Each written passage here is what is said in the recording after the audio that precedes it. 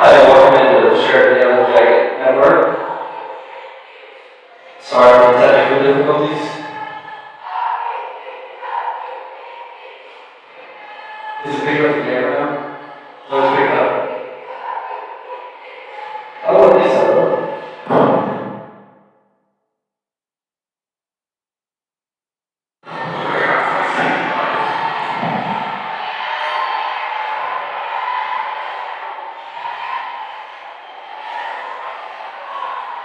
Check. Check.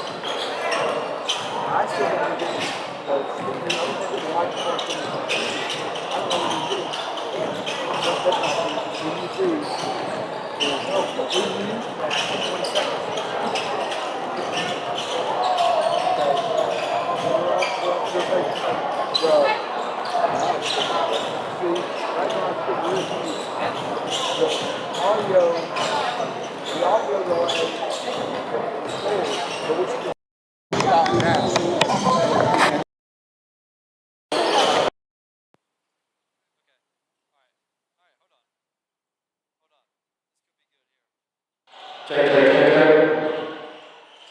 Check, check, check. Gotta wait.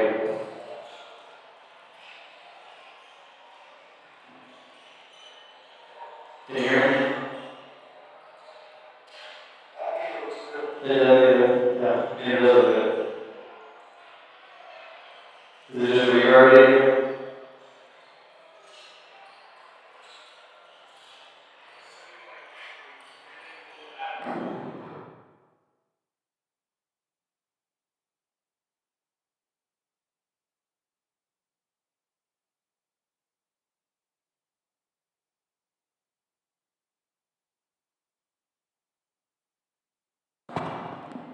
Check, check, check, check.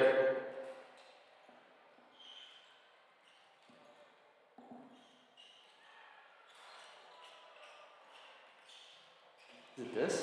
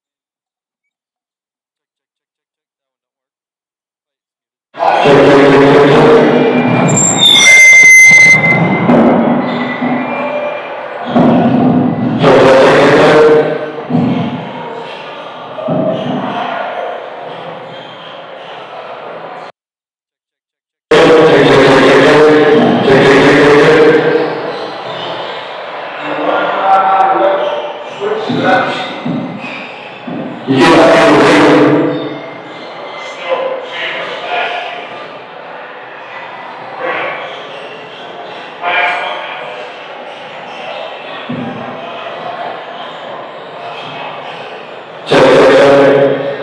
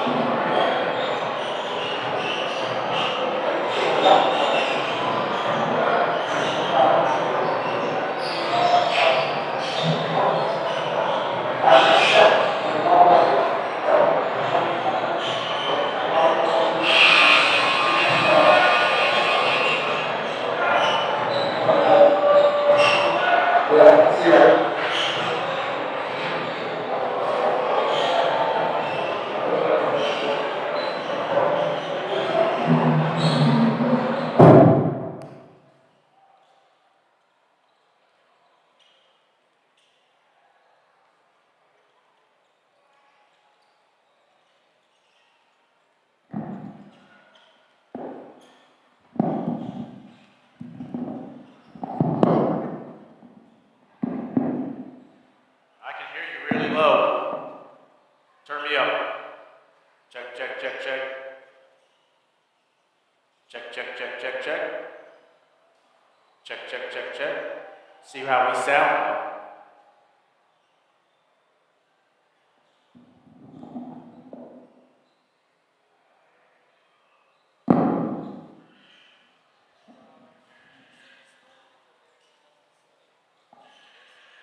Sure. No. Hang on, let me go back.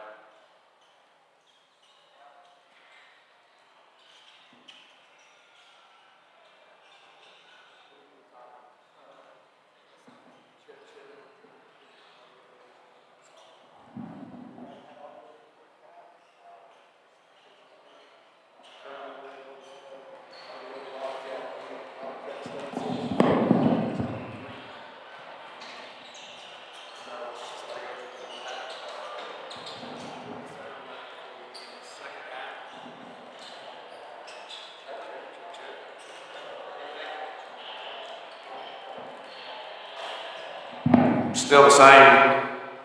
That's Charlie talking.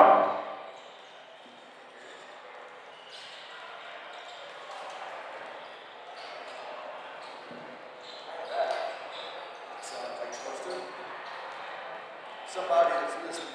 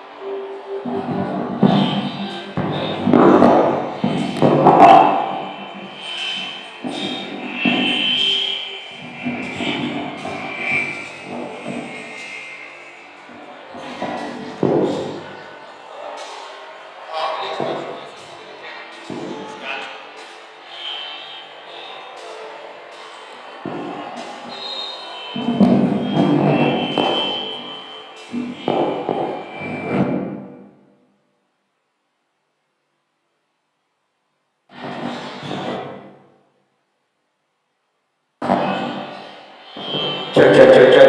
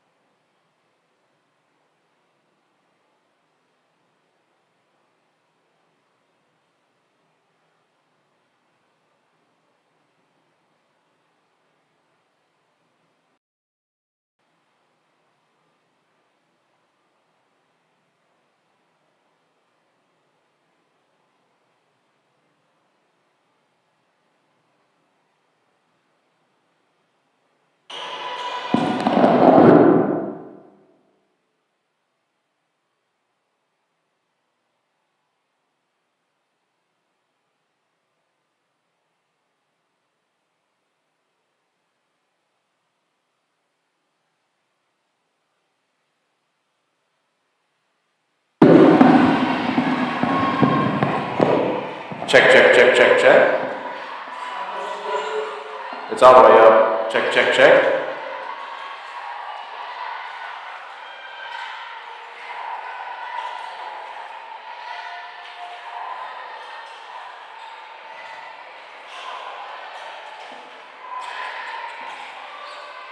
Is it working?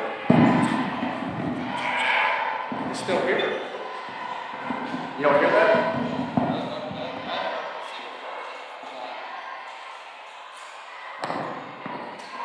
Check, check, check.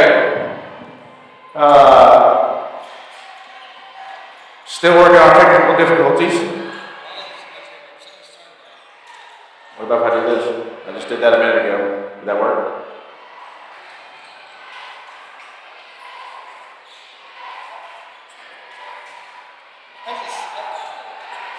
That's not it.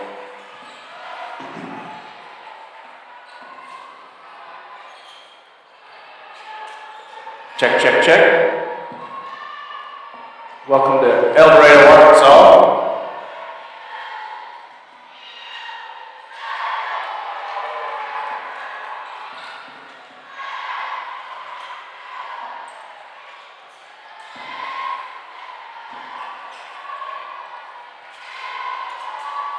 The El Dorado Lady Wildcats lead 38-27 with 5 minutes to go in the third quarter.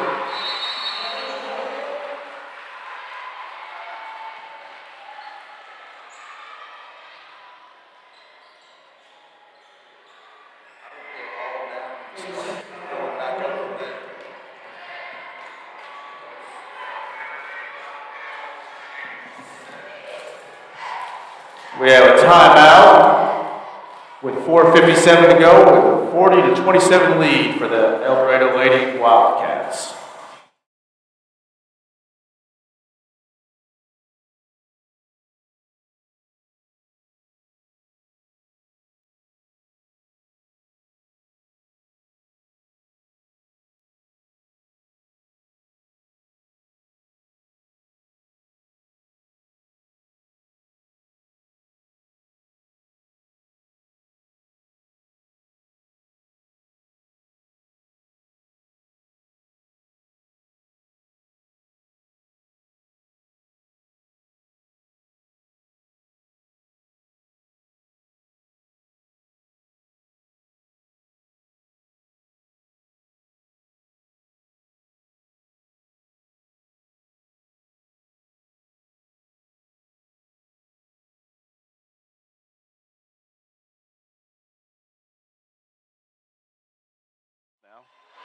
Oh, there we go.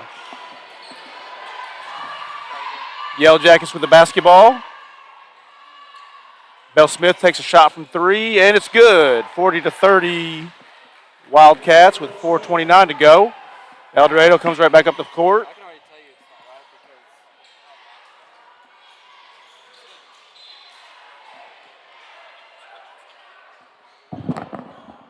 because Bell Smith takes a shot from 3, and it's good.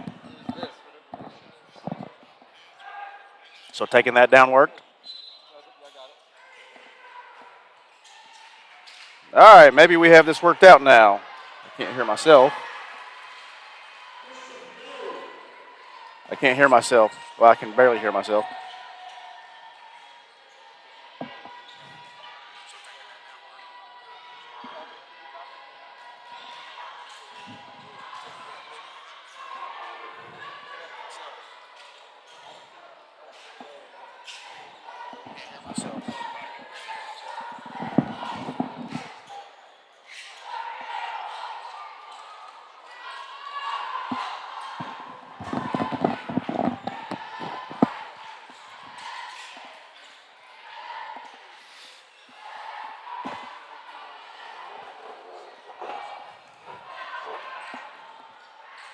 And she gets the end one. Good strong move by Ainsley.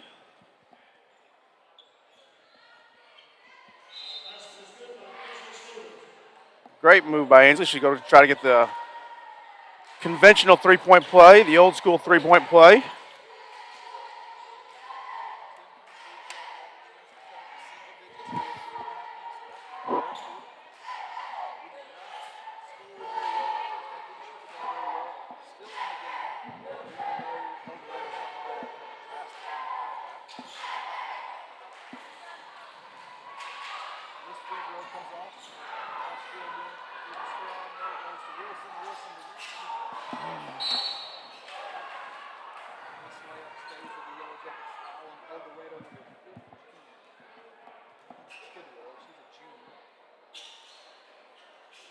Almost feels like Lily may have rushed that one just a little bit, but it just kind of rolled off the front of the rim.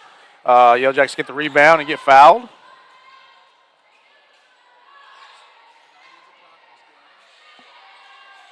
And that's 2 in a row for Bell Smith.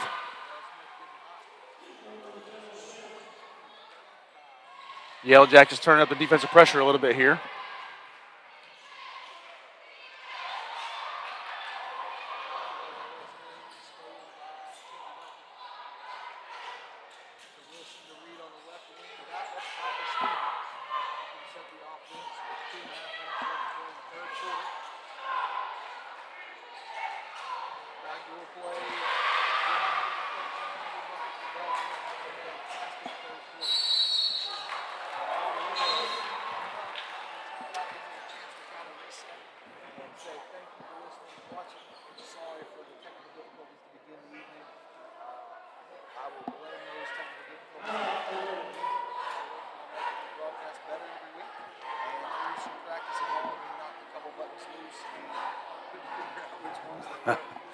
Yeah, we were trying to make some new stuff happen with a new computer, and that didn't work. And Braden and I had messed with the soundboard a little bit, trying to figure something out on the old computer back in December. And in our infinite wisdom, we pushed a lot of buttons, and, well, you know, you'll have that. So, but we're here for the first time in a month. The last time we spoke to you, we came from Hot Springs when both teams won to start out 1-0 in conference. Right now, we want to thank our sponsors while we're at this timeout. You should see them on the screen right now. We got a full board of sponsors there, so we're glad to have the sponsors, and can't do it without them for sure.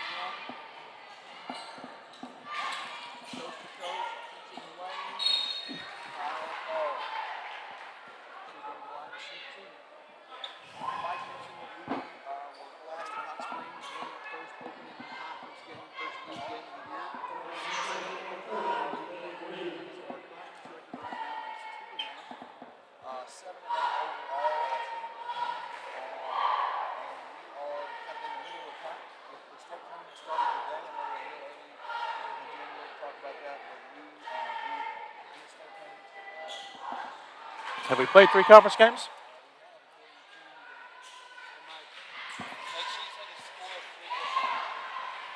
(44-39), Wildcats, 5-point lead. They get it down the floor and get a layup there to make it 46-39 with 2 minutes to go in the third quarter. Hot Springs and Lake Hamilton, and who? I believe the girls are 1-1. They lost a close one to Lake Hamilton. Great move by Bell Smith right there to get 2, cut the lead back to 5 again. So girls played a really good game against Lake Hamilton, who is the favorite to win the conference, I believe. So they're coming off a win against Hot Springs and a really tough outing and real strong outing against Lake Hamilton. And here they are trying to battle back into this game. I believe they were down by about 12 at one point. So they've battled back. They're within 5. Looks ahead to Mason Wilson and cut that lead down to 3. So 46-43 with 1:16 to go. We have got an officials timeout. I'm going to say, I don't know, that referee was, they're going to the scorebook now.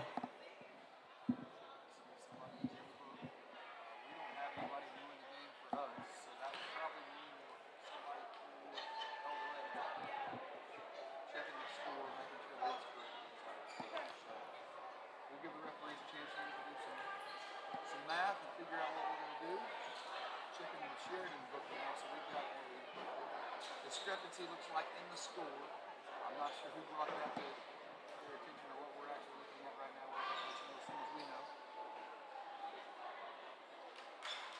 They're looking at the official scorebook. The other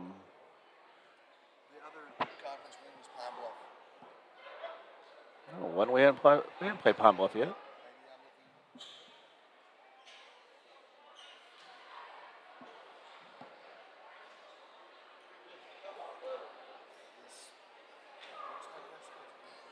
Oh, yeah, we did. Never mind, we did. You're right. I forgot we did. So the boys are, so then the boys are 3-0, and girls are 2-1. That's right. Are you sure?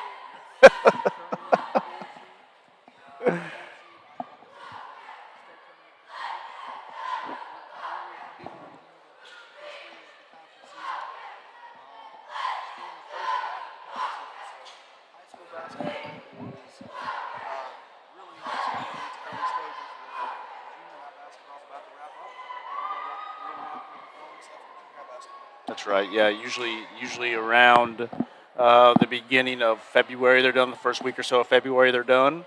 Then you may or may not see some ninth graders move up a little bit here and there, but that's usually when something like that would happen. And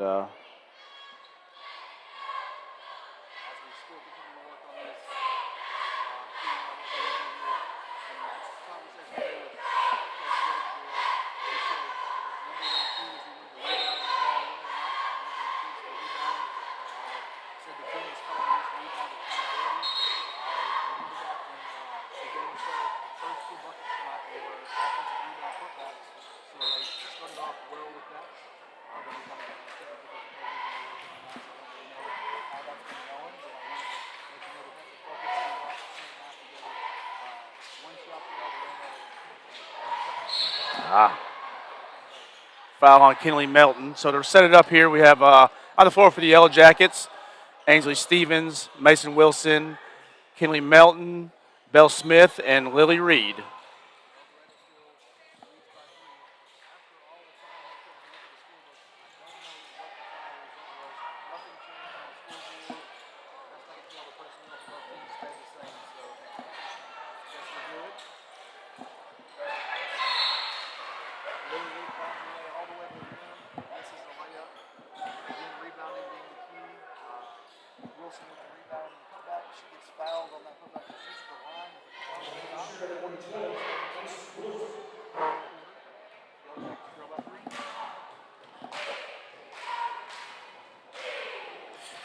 Misses the first free throw.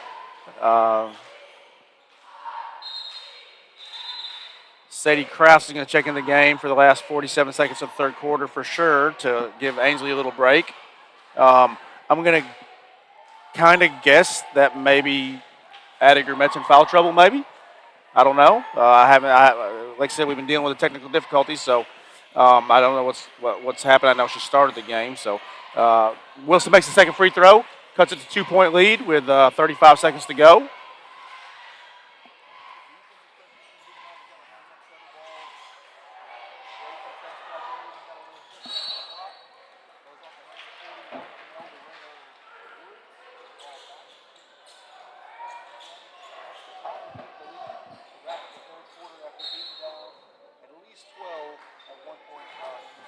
Here goes El Dorado with some full court pressure. Once we get the ball on, they kind of back off a little bit.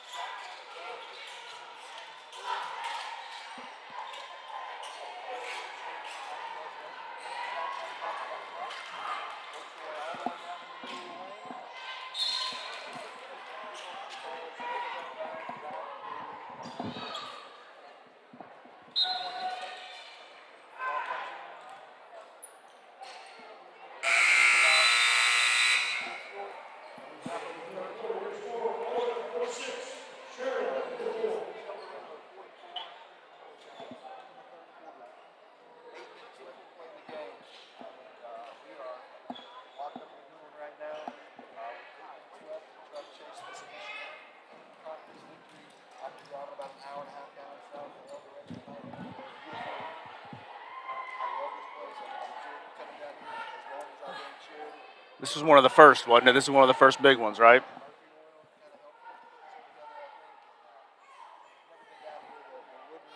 The rafters are awesome.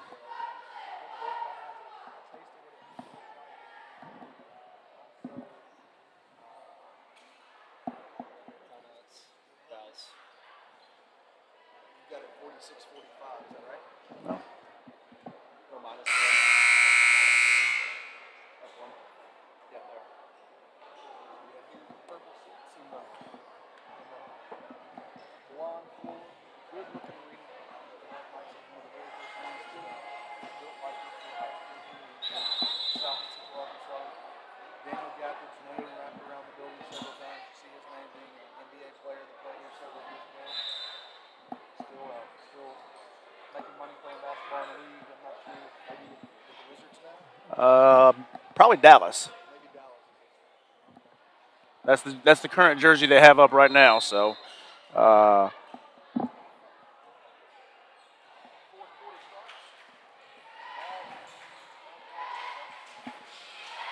beginning of the fourth quarter, it's 46-44. El Dorado, they miss a shot. Lily Reed rips down the rebound, gets it out to Mason Wilson.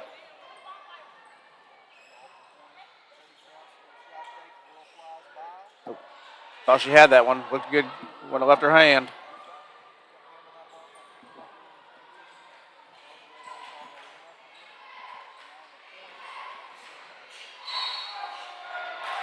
Ah.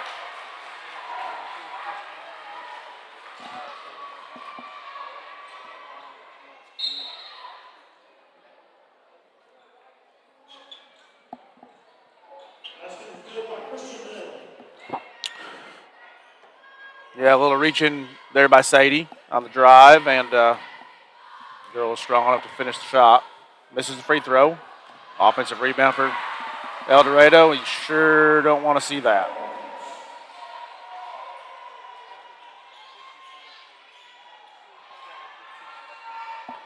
So El Dorado's full court pressure is just on the inbounds pass. As soon as you get it in, they back out. Are they?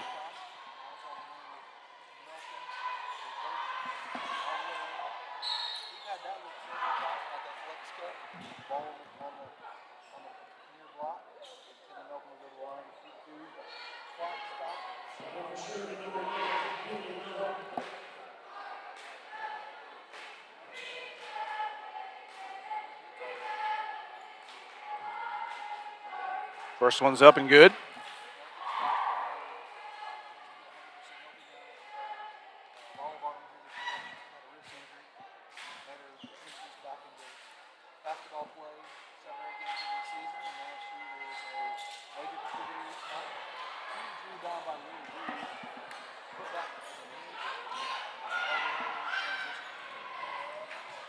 You'll notice now the scoreboard is up on the screen. Just bear with me. It's my first foray into trying to keep score and watch the game, so maybe I won't get distracted with the game. So,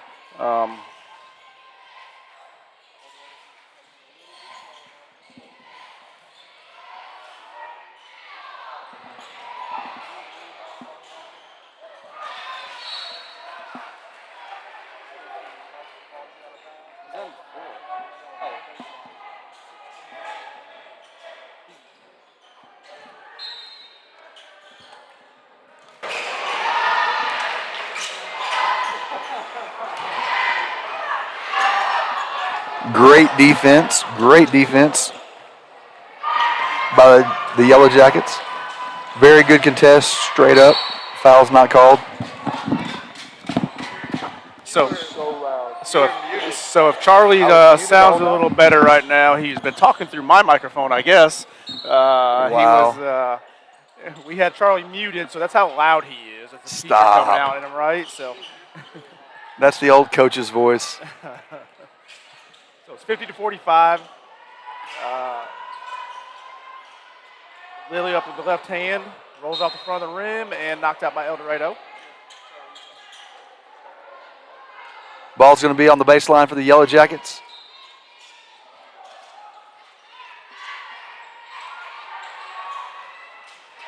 Inbounds pass stolen by El Dorado. In transition, they're down the left side. Bell with an attempted block. She doesn't think she fouled. The referee called the foul. We're going to shoot free throws. Good part here is the clock is stopped. 5:53 remaining in the game. Still a 5-point lead for El Dorado.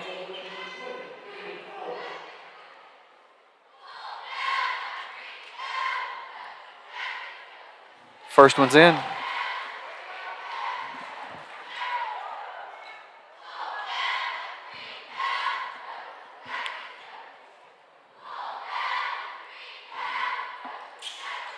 Makes both of them. Both free throws, and we're back to that soft pressure that breaks down pretty quick right after the inbounds pass. Timeout, Yellowjackets.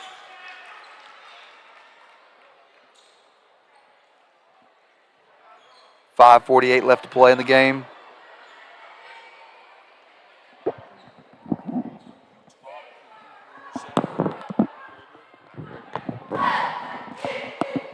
I'm not sure what you guys have heard through our conversations or not. I'm sure it's been pretty broken and crazy. So we're just gonna call the game for you and tell you what's going on. Say thank you to our sponsors again.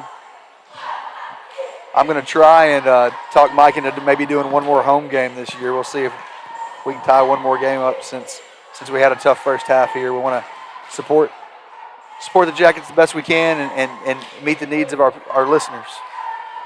Sponsors, as you can see there on our screen, ladies and gentlemen, we couldn't do this without them. I want to say big thank you.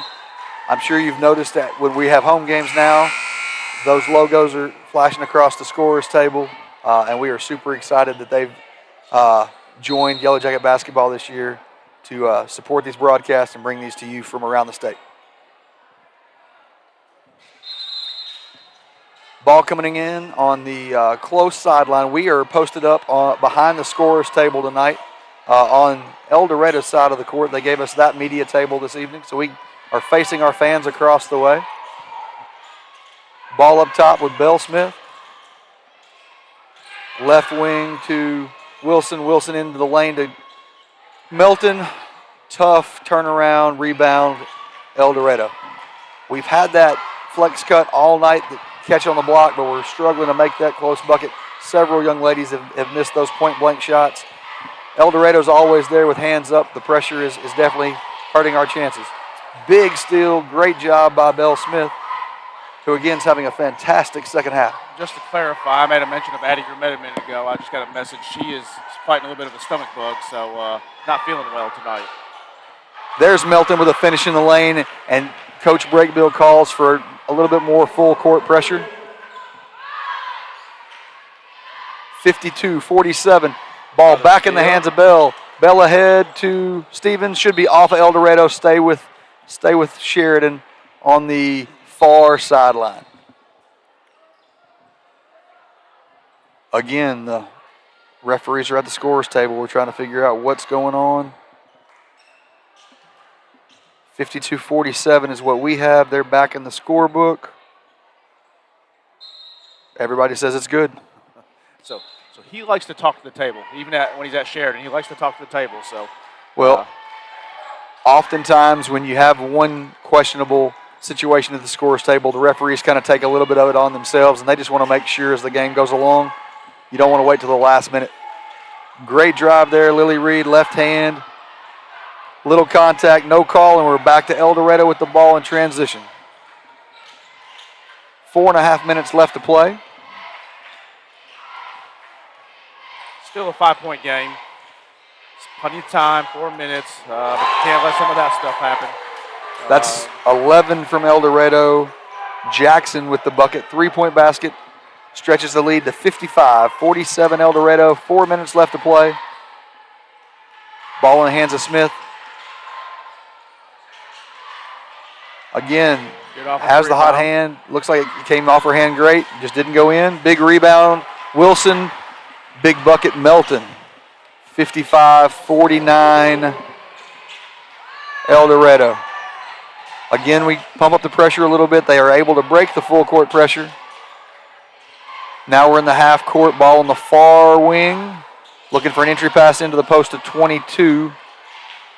Should be a 2-point basket if it goes. It does not. Rebound Smith. Knocked out of bounds.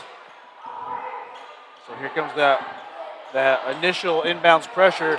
You got to expect that eventually El Dorado's going to stay with the pressure even when the ball gets in, but so far they haven't. And now they're kind of the same thing, and it's going to burn them. Got to be something. Big rebound by Reed. Saved by Bell. Pass by Bell. Bucket by Reed. And one. So Lily go to the free throw line to get 3-point play. Bell Smith in the right place at the right time. Gets the ball back under the basket to Lily Reed. Takes the bump. Makes the basket. Has a chance here for the old school 3-point play. That's pretty good awareness by Bell to see that Lily was probably the last one to touch that ball, and to save it back to Lily. She makes the free throw. Brakebill with the timeout. Yellowjackets with a timeout. Back to 3 points. Kind of been hovering around this 3-point deficit for quite a while. 3:13 left to play. Fouls look to be even at 2-2 right now as we are working through the fourth quarter. Scoreboard says that both teams also have 2 timeouts. You may have heard me earlier. This may be repetitive, or this may be the first time you've heard this from me tonight. But in the game planning tonight, the big key was to make sure that 22 from El Dorado Tillis didn't hurt us. And to make sure that we rebounded as a team. Coach Brakebill called it rebound accountability among the girls for tonight. And from our perch up here, I would say that our rebounding has been much better this evening than it was early in the season. And that's one of the things here. Lots of putback points, offensive rebound, putback points, and we're 3 points away from catching this lead anytime now.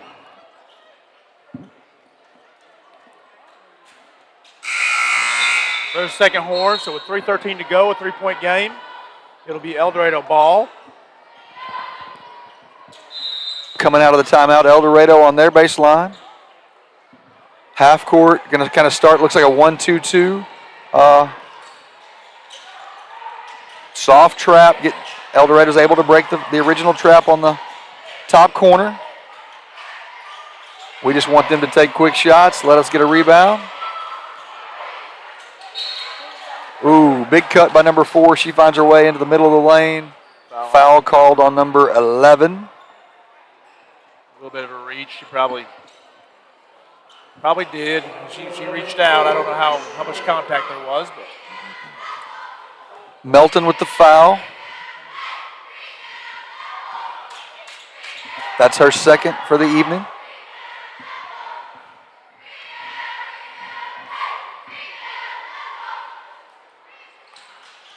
Number 4 from El Dorado, Dade, misses both free throws.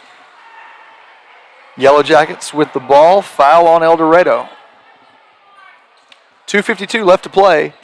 Sheridan down by 3. Inbounds comes into Lily Reed in the backcourt. Man-to-man defense from El Dorado's girls. About time to run a backdoor play. yeah, they're overplaying a little bit, aren't they? They're playing a little tight. There was the backdoor. Backdoor. Good dump. Great dish. Post basket from Wilson. Lead cut to 1. El Dorado brings the ball down on the far side. Back to the top of the key. Missed basket. Another rebound. Bell Smith. That ball bounces away to Wilson. Loses the ball. Turnover in the backcourt. Ends up being a foul on Lily Reed. And we're going to shoot free throws for El Dorado.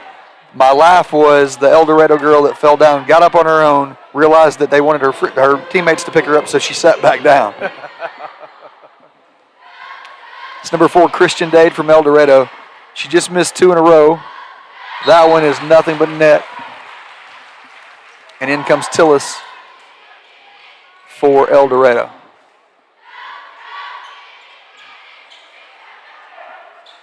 .2:11 left to play. El Dorado will shoot free throws on all fouls moving forward. This again, another big rebound by Lily. Oh, that was a quick jump. if we're able to pull this one out, these late free throws are going to be a big part. The misses by El Dorado are going to be a big part of us being able to overcome this deficit. We get a jump ball, possession arrow to the Yellowjackets.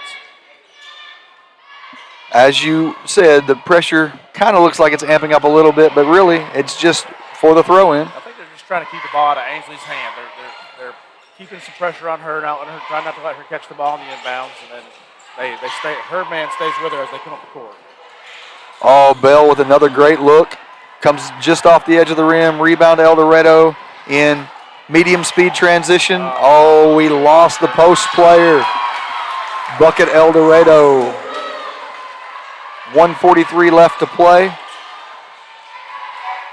As we came down to get ready to get into our defensive spots, everybody made their turns, and that El Dorado player went straight to the rim. Melton on the far wing to Smith, back up top to Wilson. Left wing to Reed, all the way around the entire arc. Stevens makes it into the lane and gets fouled by number 2, Norman. Suge Norman from El Dorado with the foul. Both teams will be in the bonus the rest of the way, this last 1:21. Ball comes into Wilson at the top. Turnover Wilson, foul Wilson, free throws for El Dorado.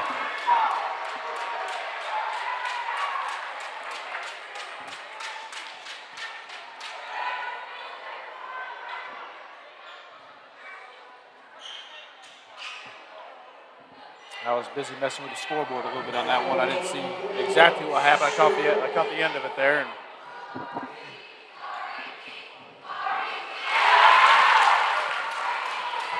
this is Sincere Woods at the free throw line, makes her first, stretches the lead to 5 with 1:18 left to play. Ball comes into Stevens. Cross half court. In the hands of Belle Smith on the far wing, up top to Lily Reed. Timeout, Sheridan.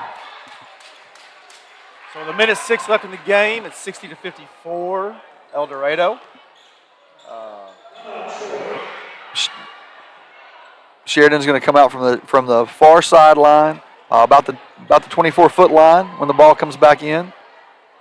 1:06 left to play, so 3 possessions left in the shot clock.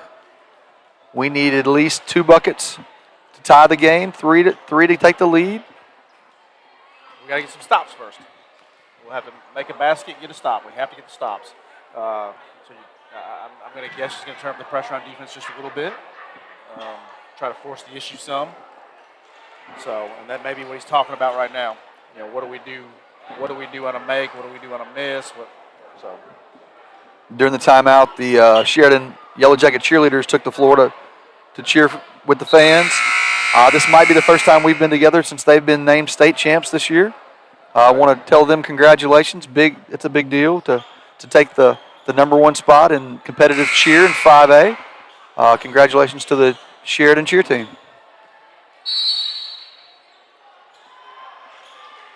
Ball comes into Stevens at half court. 1:05 left to play, so we're at 1 minute or so left in the game.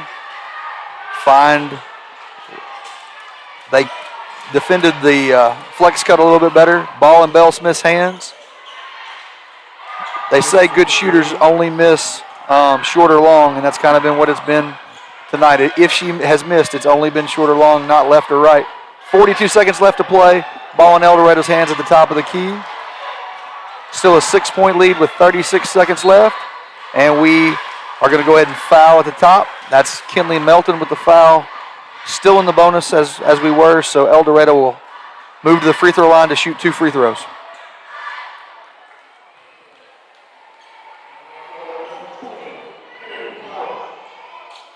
Kennedy Flowers at the line for El Dorado.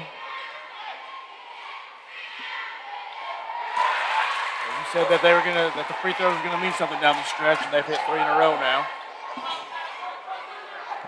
4 for the last 6 here in the last closing minutes. Ball comes into Lily Reed, 34 seconds, 8 points to overcome in 34 seconds. Lily Reed's gonna take it all the way. Good left hand. Ball bounces off the front of the rim. Foul Lily Reed to try and stop the possession. Back to the free throw line for El Dorado.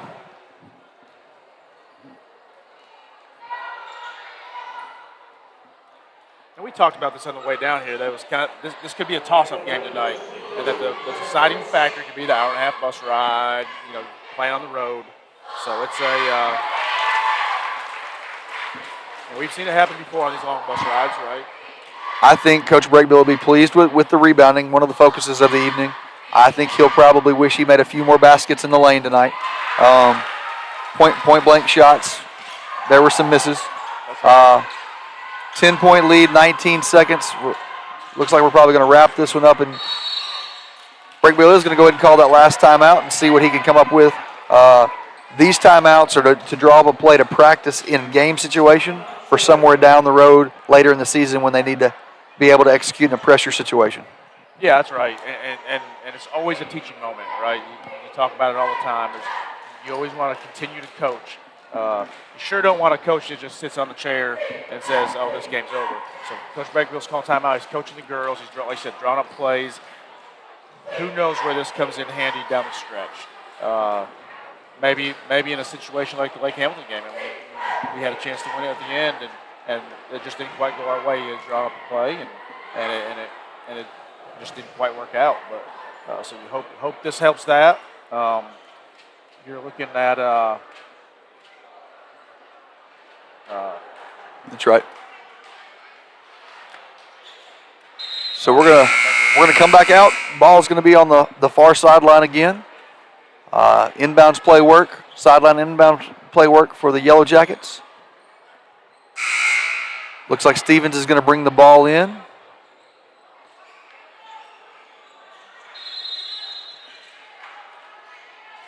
Screen to the corner, elevator to the top. Ball ends up in the hands of Reed. She swings to Belle Smith. Belle Smith with the bucket. 5 seconds remain.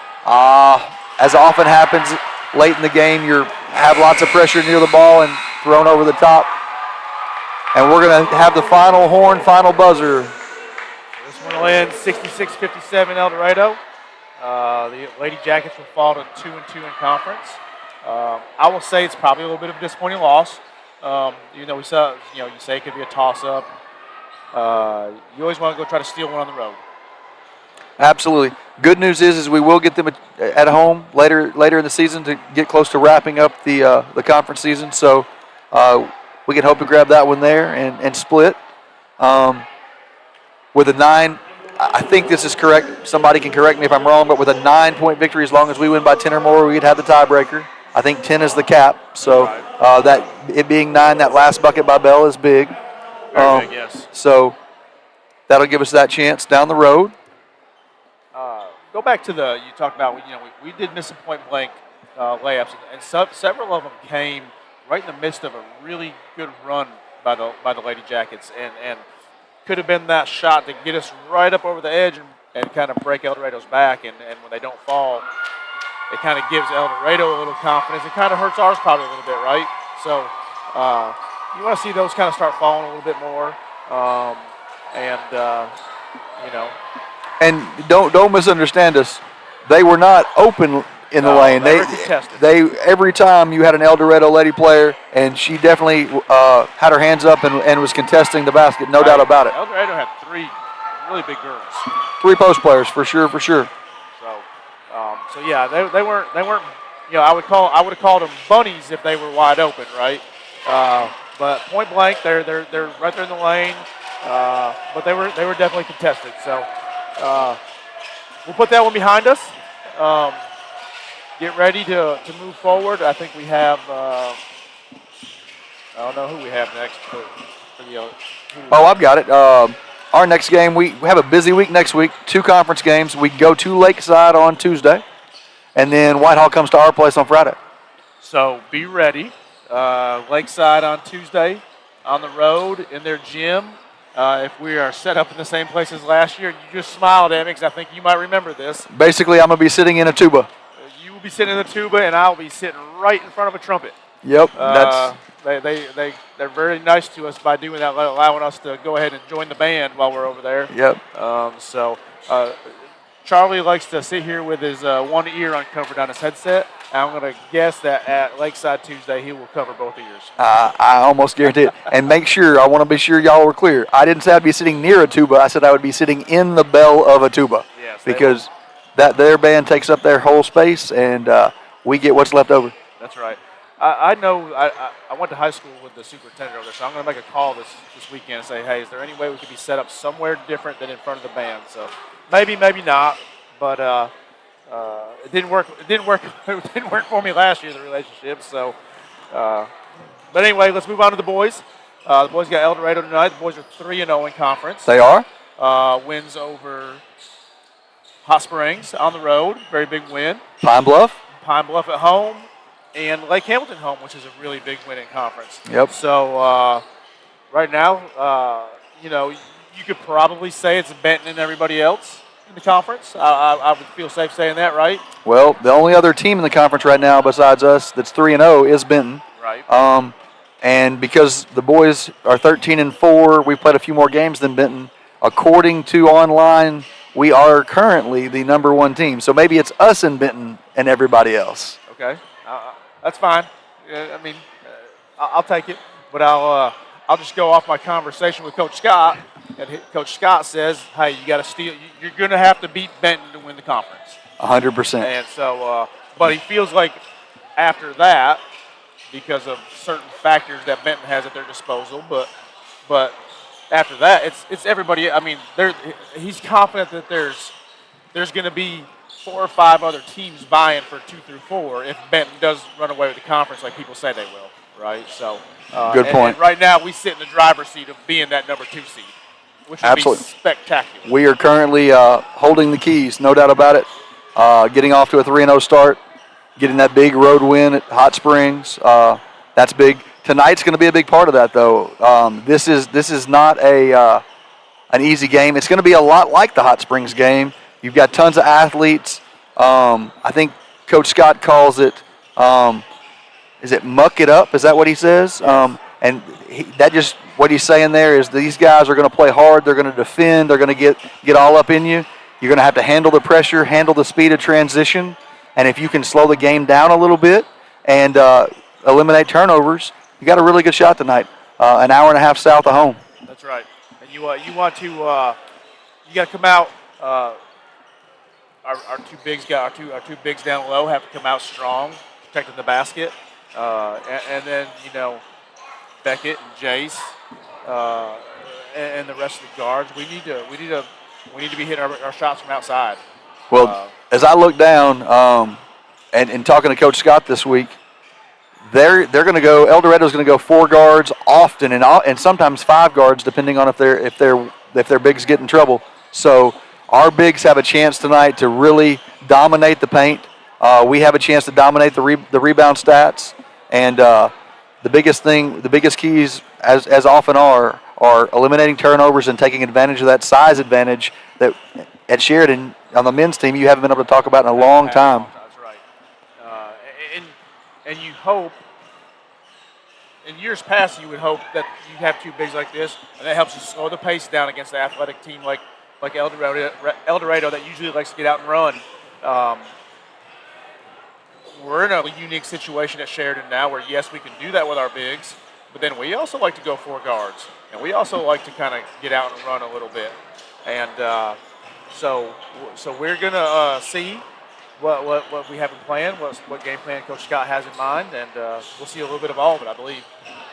Yeah, I think one of the things tonight is I bet Coach Scott has his primary plan, and if things go as he expects based on the film that he's watched, he'll run that one. But I bet he's got a plan B and a plan C if he needs to. Yeah, definitely. So we talked about the bigs. We talked about Jason Beckett. Since we're with you in Hot Springs, a couple of other kids have stepped up. Wilson Reed, the freshman, has logged some really extensive minutes and played a really good role. Played a big role in that Lake Hamilton game. His some free throws down the stretch. I think that that sealed the game. Uh, My favorite thing about Wilson is he's always been a scorer and been able to handle the ball on the offensive end, but he's really picked up his defense this year, and has made that a focus. And you can see that that's something that he is really working on, and it shows. I mean, they're putting him on sometimes the primary ball handler, and he is working there, and that's great because that lets the point guard Beckett Scott have a little bit of rest on the defensive end, sometimes a little bit, and keeps him fresh for late in the game. So that's a huge piece for Wilson. He's been doing great. Yeah, you talk about the defense. So you get EA to come in the game. Yep. He comes in, and Anderton comes in. He's a lockdown defender. He's starting to get his legs back. He come back from that shoulder injury, and so now he's starting to get back in form, just kind of like Kinley was in the girls team. So he is starting to really come around, and it's funny. I was working the table, I think, for the Hamilton game, and when EA was in the game, Coach Pennington said, "Let 23 have whatever he wants," and EA went down and scored 2 straight buckets, kind of shut him up, right? That's what you're supposed to do. Yeah, that's right. So. And then the other starter that we hadn't really talked about tonight, but a big contributor, DJ Trotter. The things he does are kind of those quiet, unspoken things, but without that piece, kind of reminds me of Nate Carter last year. You've got that guy who will do the dirty work, will get on the floor, will defend a guy that's bigger than him and hold them down, will go get a big rebound, and makes an important bucket here and there. And you see that with DJ is early in the season, he was not quite doing the things on defense I think that Coach Scott wanted, right? And what you've seen in the last couple of games is that effort has, just like you talked about Wilson.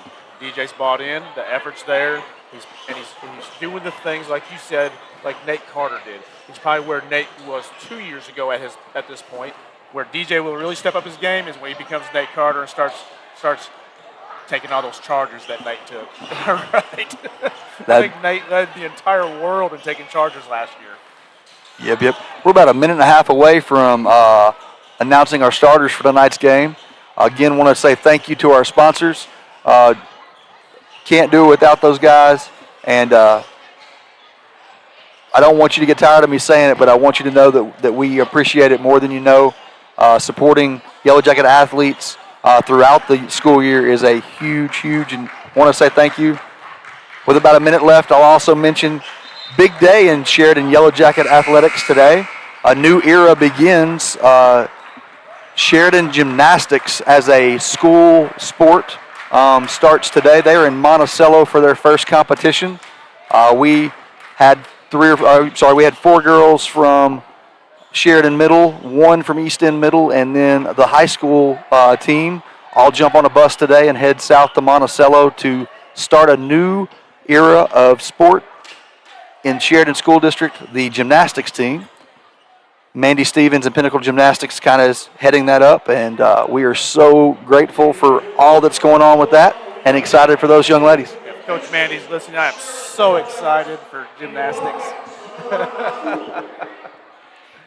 That's just a little joke between me and Mandy about how much I love her gymnastics and I'm a fan of gymnastics. So here we are, the Sheridan starters. Beckett Scott starting at the point. We talked about DJ Trotter. He'll start on this team. On this starting lineup, he's a 3. Probably plays a 3. On the shooting guard is Jace Gatlin. And that leaves the 2 big trees.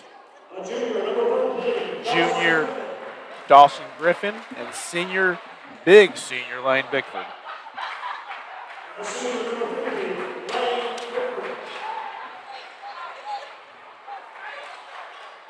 And those are 2 kids that when they decide to turn it on and start taking over in the middle, they get after it.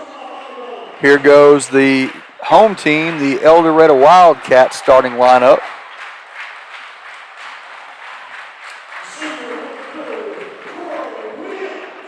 Senior number 2, Corey Williams.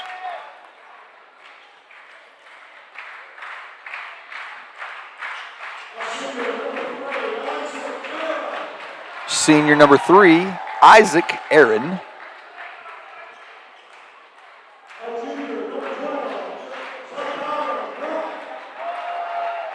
12, Zykyron Brock. Mr. Brock is a junior this year. Herman Gill, 13, Herman Gill, a senior. And finally, Isaiah Robinson, a senior. 4 seniors and a junior. Lots of experience here coming to start the game for the El Dorado Wildcats. 4 seniors, 1 junior. That has not been the theme this year where we've played. Seems like there's been lots of young players getting lots of clock this year. That's a trend around the state, I think. I think you've seen a lot of freshmen getting moved up. I think you've seen a lot of sophomores logging a lot of minutes. I don't know, if they're the best player, put them on the court, right? So Sheridan in their new road staples, the black Duke-looking uniforms. Right. The girls wore their black uniforms, debuted their black uniforms. We had that scheduled to talk about pregame and then got into our little snafu. Tip takes a minute to finally land in the hands of El Dorado. Ball's going to start with Corey Williams at the top. Sheridan starts in a 3-2 zone defense. I would assume that probably means in the scouting that they are not shooting the ball at a pace that scares Coach Scott away. Usually the man defense is the first way to look at it.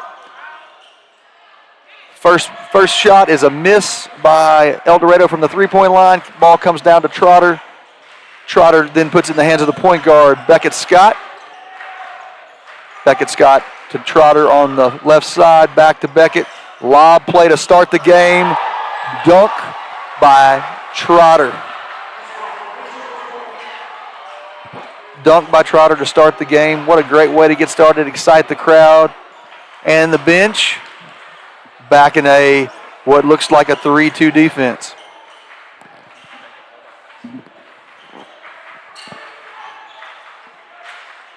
Ball finds the corner for El Dorado. Second three-point shot up. Again, missed. This time down to Lane Bickford, his first rebound of the night. Again in the hands of the point guard. Directing traffic, Beckett Scott. Trying to slice it in there to Dawson on the high post. Interesting call from this side. Beckett Scott runs through the ball on the baseline and has his first foul of the evening. El Dorado take the ball out on the baseline to start the play. Corey Williams finds the ball again. This time 13. Herman Gill is the shooter and makes the first three-point bucket of the night for El Dorado. They take the lead 3-2. Ball works around the top, finds its way to the corner with Beckett Scott. Rebound comes down to El Dorado.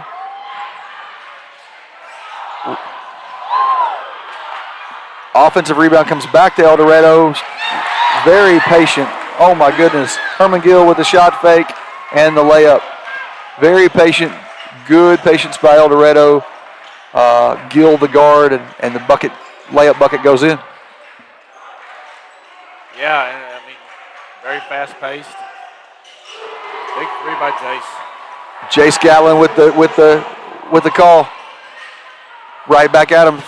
Three-point basket by Gatlin. That's already 2 assists in the game for Beckett Scott. He has the assist on both baskets. Looks like the ball is going to find the hands of number 2, Corey Williams, often also 13, Gill. They seem to be the 2 guys with the most offensive prowess so far early in the game. 5:14 left in the first quarter. A little long three there and didn't draw anything. So ball goes back to Sheridan. Beckett brings it up. Finds the ball in the corner. Going to try the lob play again. This time they were a little bit more prepared for it. Didn't quite work out. Turns into a turnover and a quick transition 3 for El Dorado. Again, nothing but air. Sheridan's going to take the opportunity. That an air ball is almost like a turnover, so it's a chance to run out and see if you can find something quick. Didn't find it, so we're going to pull back into the half court. Beckett Scott from the logo. So Beckett Beckett gets an assist to Jace on a 3, and Jace returns the favor. El Dorado handles the ball around the top. 4.5 minutes left to go in the first quarter. Corey Williams back to Gill. Keep saying their names. Yellowjackets remain in the zone. I would too if we kept throwing air ball, if they keep throwing air balls up. Yeah, I was about to say that the game plan on defense is kind of working. That's going to be a backcourt or a shot clock violation, whichever one you want to call it. Yep, exactly. Going back to the air balls and the long threes in a zone, rebounding is kind of tough, but so far we have only given up one offensive board. It did turn into one of their baskets. He went up high to get that offensive board. He did, yes. Ball on the far wing, left wing, DJ Trotter. Another turnover as we try to get the ball into the high post.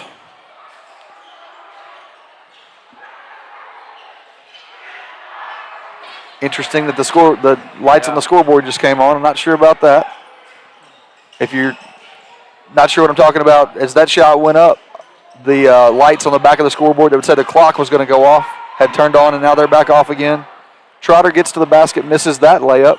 Kind of a little push floater from about 8 feet. Rebound back down to El Dorado. Good no call there.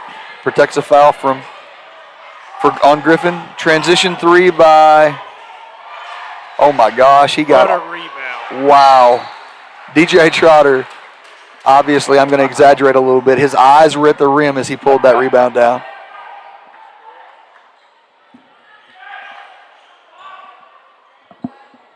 Baseline inbounds play for the Yellowjackets. One of the things that I think we shine in on a regular basis. Lots of easy looks. That one from Beckett to Griffin for the 2 from about 2 feet away.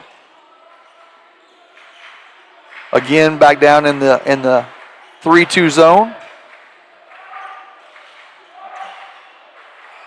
Finds the high post.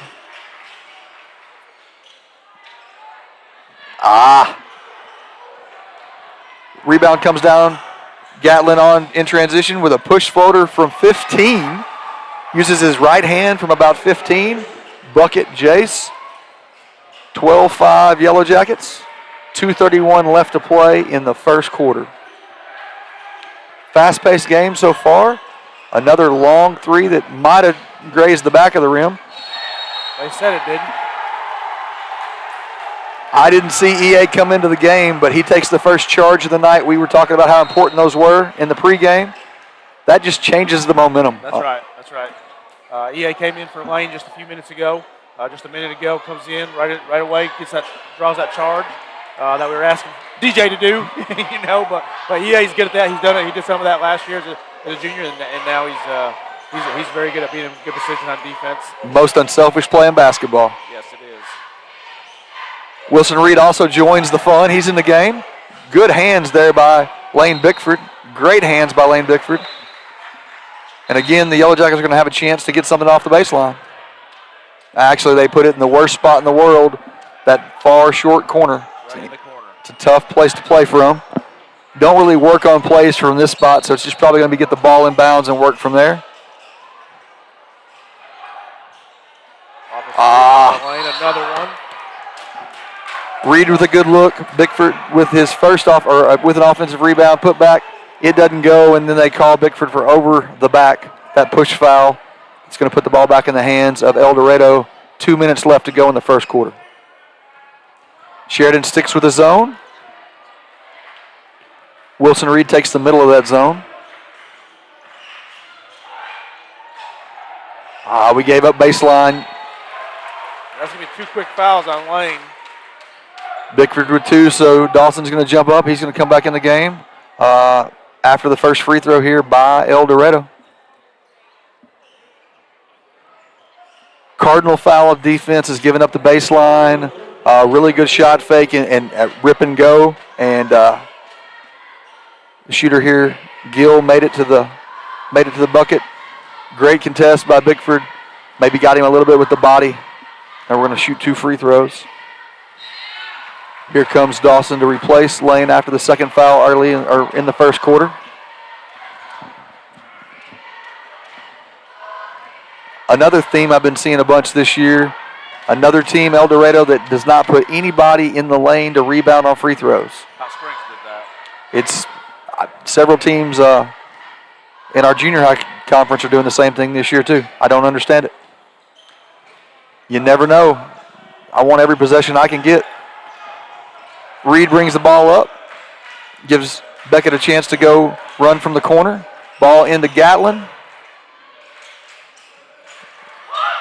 Big defense there by number 32, who's joined the fun for El Dorado. That's Montgomery.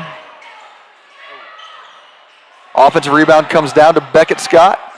Great job blocking out to make that possible. Rocket into EA in the lane. It turns into a turnover and a quick transition. That's Gill with the bucket. 12-8 Sheridan. 1 minute left to play in the first quarter. Beckett Scott finds his way to the edge of the lane. Kick to Wilson Reed. Not sure what happened there. Wilson kind of made a little pass by to try to get that rebound. I didn't think he made very much contact, but I guess the El Dorado player went to the ground. So must have stepped on his foot. Maybe they're going to imply that was not giving him a place to land. Under a minute left to play. 12-8 Sheridan. Ball finds the left wing. Gatlin with a touch. One of my favorite defensive stats to track is touches and tips. I love defensive players being active. There's another one, 2 on this trip, both by Jace. Shot clock dips to 10. We pushed him in the back. Ball goes out of bounds. It's going to be Sheridan's ball. Shot clock off. 12-8. Sheridan leads in the first quarter. 12-8 lead. Under the shot clock, so we're at 25 seconds. Shot clock is off. This is just a little rest real quick, looks like. Bigger pressure than usual. Beckett Scott finds the ball in the corner. 23 seconds left to go. Full court pressure on the point guard. Foul called.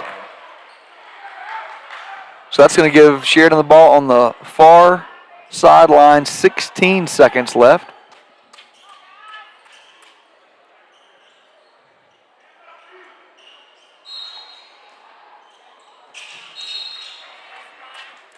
Very active hands by El Dorado. That's a couple tips in a row by them. That was an active foot.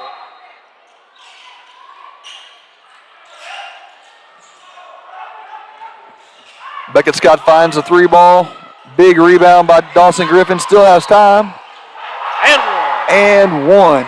Please hear Mike's excitement. I agree completely. Offensive rebound, put back. Foul on El Dorado. We're going to shoot a free throw with the lead at 14-8. We'll see if I can work my magic on the scoreboard for everybody. 14-8. 1 free throw coming. 8 seconds left in the quarter.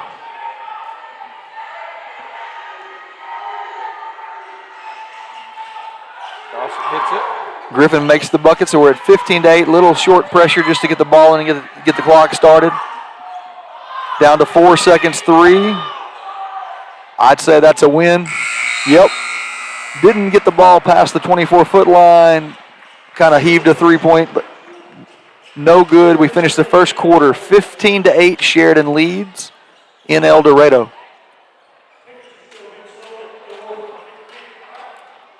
As we wrap up quarter number 1, again, big thank you to our sponsors. Sponsoring Yellowjacket basketball from El Dorado tonight. We want to thank the Hop Shop, People's Bank, Tortilla, the Sports Stop, Stockton Power Equipment, Roof Connect, JM Fry Inc., Weight Loss of Arkansas, and Allen Gate and Panel.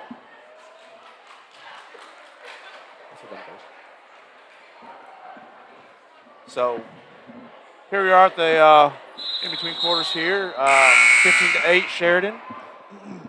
pretty active first quarter. Yeah, the pace was real quick early. A little bit of half-court look towards the end. I'd say things to be pleased with, or we had a couple offensive rebound putbacks, so it ended up being buckets. I think we only gave up 1 or 2 offensive rebounds. Turnovers were fairly limited, and we're moving the ball pretty well. Most of the baskets we have an assist tied to them.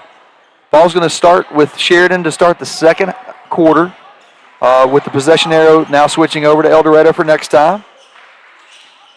Got to be the biggest highlight in the first quarter was the dunk by Trotter to start the game.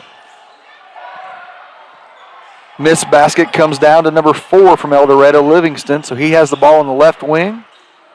Wilson Reed, Jace Gatlin, Beckett Scott up on the front as the guards. Trotter and Griffin are the bigs in the back of the 3-2 zone to start the second quarter. That was fortuitous. He was not throwing it to the guy that caught it, I assure you. Another bouncy rebound by DJ out to Beckett Scott. Beckett pushes the ball up, finds Reed.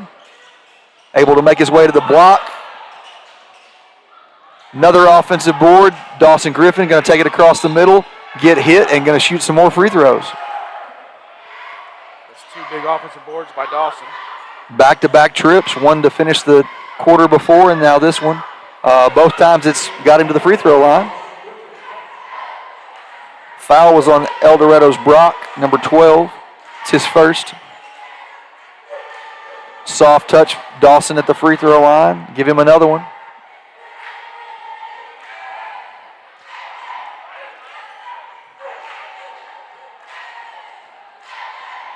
I know years ago when I used to come down here and coach, all the players said this was the bounciest floor.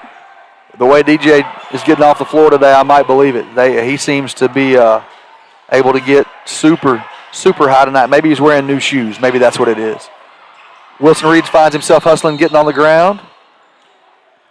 Coach Scott will get the timeout. He'll call a 30-second timeout to protect the possible turnover. Pretty common now. Most days when a ball is possessed on the floor with that 5 timeout rule, you use 1 or 2 of them a game to keep possession. So we're early in the second quarter, 6 minutes, 56 seconds. 16-8, we've doubled up El Dorado so far. They seem to have a couple guys, the Isaac Aaron and Herman Gill, that are looking to shoot the ball from outside.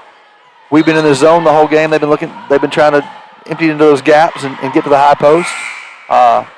Their three-point shot has not looked good. Probably, again, I say that's why we're in the 3-2 is based on some scouting.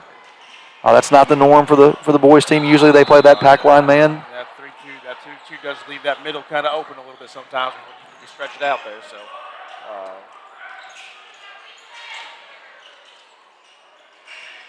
little motion offense here against El Dorado's man.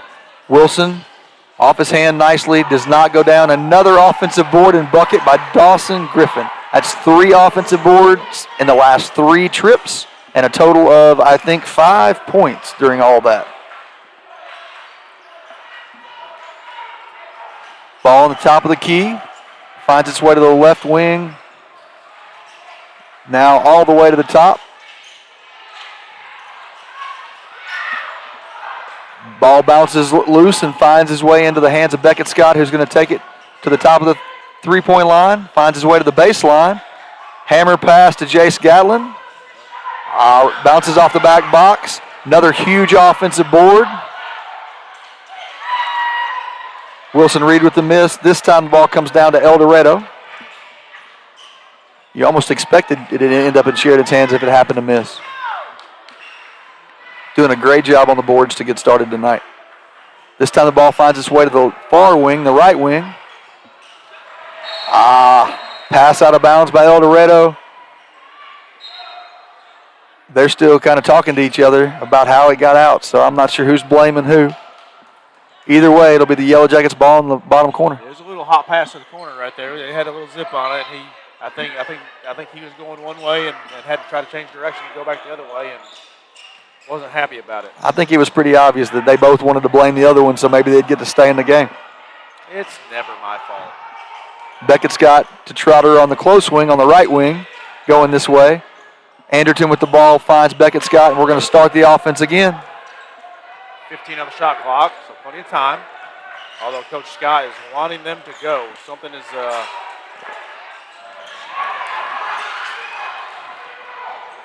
Ball finds the hands of Gill on the turnover. Gill lays it up softly. Turns the score from 18 to 8 to 18 to 10. Pressure has been amped up just a little bit. And Coach Scott's got to call another timeout to make sure we don't get the 10-second call. This timeout's going to be all about silly turnovers. yes. This is going to be. There's probably going to be a little more stern talk going on in this timeout. Yep. Now, so far there's been a couple passes that could I catch it, could I not? A couple tip balls, and now this one was just the passing lane on a kind of a soft pass. We're going to have to fire those off and snap those off because we're playing against guys who are in the passing lanes. And they're living there. Yep. They're living there. So eventually, playing basketball when they're that aggressive, you're going to be able to back cut them at some point. But This last turnover in basket, we got a couple El Dorado fans sitting close to us who are kind of getting excited. They're hoping this is going to build the momentum for El Dorado. Coach Scott tried to stop that really quick with the timeout. 4:50 left to play before half. Sheridan still holds an 8-point lead, 18 to 10. Another turnover. Coach Scott's up quickly. Oh, and then we don't get back on defense. Oh my goodness. Turnover on one end, easy layup on the other end, and no doubt we just got beat on the race that time. Gatlin with his right hand, a little bit of contact, finds the layup to stop the bleeding. that's 2 right-hand finishes by the lefty. That's pretty nice. Another air ball. 20 to 12 looks like the score on the home scoreboard. Gatlin to the floor. Gatlin to the floor. Foul on number 5. Oh, they're going to call the foul on. I thought they said 15, but I don't think they have a 15 out there, do they? It's okay. As long as the black jerseys get the ball, I'll be fine. Where did that go? Okay. Not sure who they called it on, but it was on El Dorado. 13. Okay. 13 is what the scoreboard's going to say up top in the middle of the rafters. 20 to 12. 4 minutes left to play. Beckett Scott with the ball. Finds his way to another turnover. Slippery ball, slippery hand, something there. Got through the hands of Griffin, and so we're going to turn it back to El Dorado. Directing traffic at the top, Isaiah Robinson from El Dorado. Still in the zone. Hands are down a little bit now. Good closeout by Gatlin. Wayne Bickford back in the game, trying not to pick up that third foul. Whistle blows. There is going to be a foul. Let's see who we're going to call it on. Foul's on 30. Again, I'm not sure who that foul was on.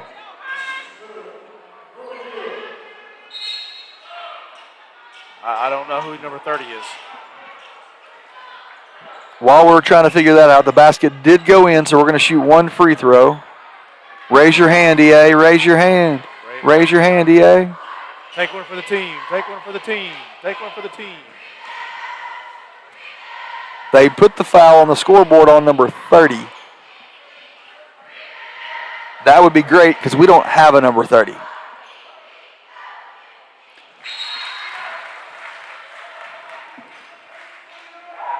I'm going to guess he meant 50. Well, But, I don't know how they fixed it or not. well, there's nowhere to put it on 30 in our book, so they had to put it somewhere. Coach Scott's pulling Lane out, so I'm assuming that's his third in the first half. We're going to have to talk to EA about being a good teammate. Well, I know his dad's over there listening in the earpiece, so get home tonight when you have that conversation. little push floater by Wilson Reed does not find it, so we're going in transition, and that's where most of the buckets for El Dorado have come from. Offensive rebound put back.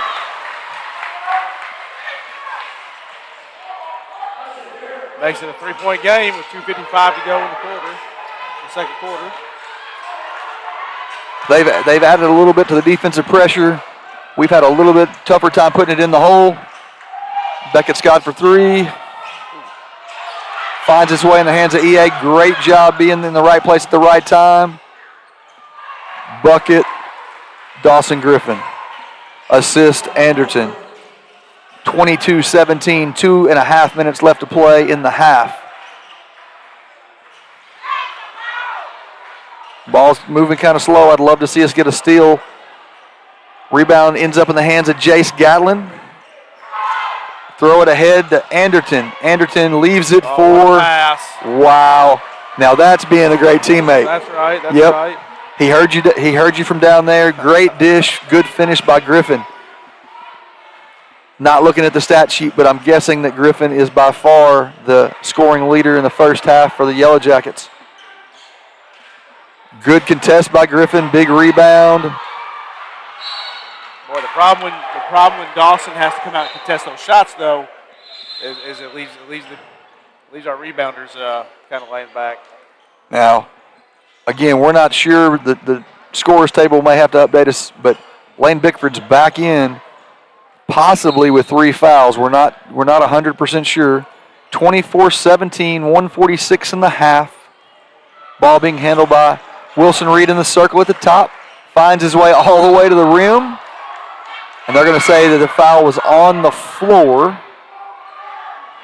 The whites on the scoreboard are not great, so I'm not sure. I think that's their 4th team foul.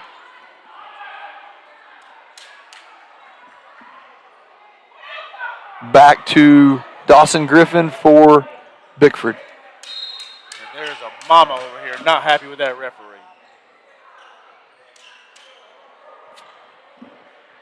Baseline inbounds play. We've talked about that is a key to what is done well with the Yellowjackets tonight. Another quick, easy bucket, point blank range by Dawson Griffin.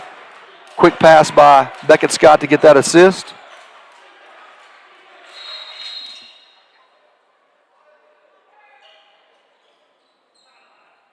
Whistle's blown. We're going to check and see if he's got some blood. He's going to have to go out of the game. That is 13. Who's been Herman Gill? He gets a minute. Herman Gill is going to go get cleaned up. He's got some blood. Player coming in. He's going to run to the trainer. They have that magic spray.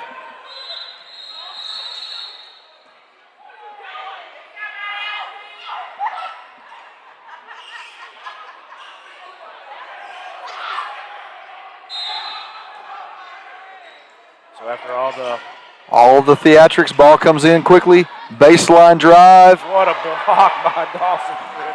A two-handed pin block. Coach Grimmett, the volleyball coach, just called and asked if he had any volleyball eligibility left, because that was exactly the way you put a volleyball down on the other side too.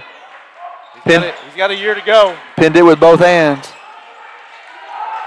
1 minute left in the half. 17 seconds left on the shot clock. Ball finds Trotter up top. EA, another great dish. Great vision, great dish from EA to Trotter. Trotter with the finish. 28-17. Let me get our scoreboard caught up, ladies and gentlemen. Sorry about that. I'm glad that I'm adding points to our side. 28-17. Kind of a flash cut there by El Dorado. Finds his way to the block.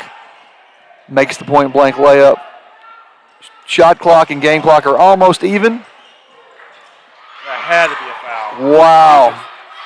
Over them. That could be one too. I think they're calling one. We're gonna separate them now and see what we got. The locals are upset. We're gonna see what we got.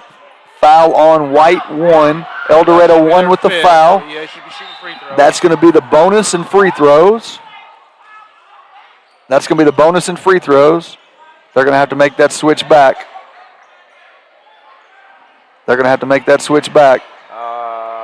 I'll tell you what's about to happen. That's the 5th foul. No doubt about it, ladies and gentlemen. Well, I say that. There is a doubt because I'm just using the board up top, but I feel confident that was the 5th foul. Maybe not. Ball comes in, 18 seconds. Clock finally starts, 18 to go. Shot clock off. We're going to try to get the last shot. Dawson comes out of Going to the run a screen. two-man game up top. Beckett Scott finds his way. And DJ will get to shoot a couple free throws because that will be the 5th foul.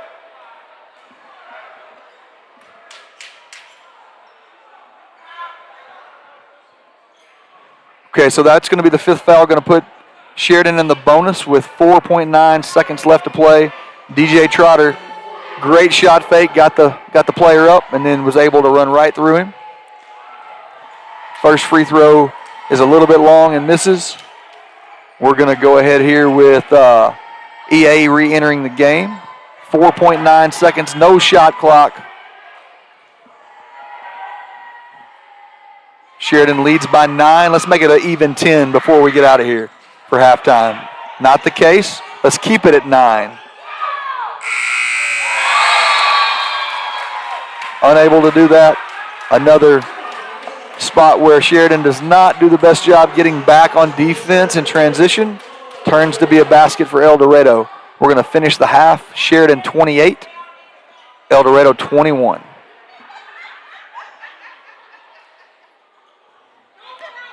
As we roll to the halftime break, again, let's say a couple things that need to be said. Number one, congratulations to the Yellowjacket cheer team. They were newly crowned the state champions of 5A competitive cheer. They are getting ready. I think I heard them say last night that they're going to debut a new routine maybe next Friday night at the Whitehall game. That's going to be the routine that they're going to do at Nationals in Dallas later this month. I just saw that our screen has changed back to our sponsors. Want to tell them thank you again as we break here at halftime. While we watch the halftime, I'll call it halftime entertainment, they're getting ready to draw a name for something. They want me to come shoot a half-court shot. And if you make it, what do you get? I don't know, but we're fixing to find out what she's doing. Oh my gosh. So if you're not watching, Indiana is up 28-7 in the second quarter on Oregon, and they're on the door. They're on the doorstep trying to knock and bust their way back in the end zone. So here it comes right now with a minute to go in the second quarter. Prizes and cash to a young lady on the El Dorado sideline. So Indiana's going to go up 35-7 just before the half. Wow. Anyway, back to the game. Again, thank our sponsors. Congratulations to Coach Patey and her cheer team. Going through some of the stats in the first half. Leading scorer, Dawson Griffin with 12. Jace added 7. DJ's got 4, and Beckett's got 3. Rebounds. Dawson Griffin's got 3 rebounds. All 3 are offensive rebounds. All sudden total, we've got 1, 2, 5, 6, 7 offensive rebounds so far in the first half, so that's really good. But Dawson had 3 rebounds. DJ had 4. We saw DJ go up and get some big rebounds on the defensive end, but he also had an offensive rebound. Becky Scott had 3. Jace had 3. Like I said, Dawson had 3 that were all offensive rebounds. Wilson Reed had 2 rebounds. And Lane had 2 rebounds, 1 offensive rebound. Ethan Andrew had that 1 offensive rebound, and they made that nice, sweet dish to Dawson. He did that. He had that a couple times where he got a loose ball and found Dawson. Assist, Beckett's got 4. Ethan's got 3. So I think that was my favorite stat going through the first half. We had lots of really good passes that turned into easy buckets. That's right. So, Dad, if you're still listening, I'll give EA a little break after getting that offensive rebound and having 3 assists. So he several hustle plays there. Took a charge. So and then foul trouble. Lane. We think Lane has 3. Maybe. I don't know. As a matter of fact, while we're here at the half, I'm going to go down and check and see if maybe EA was a good teammate and took that foul. But they gave it to 30 on the board, and I'm not real sure that we have I know we don't have a 30. So that'll give us 6 minutes to go here in halftime, and I'm going to go down and check on that. We'll be back in just a couple minutes. Back with you in just a few minutes.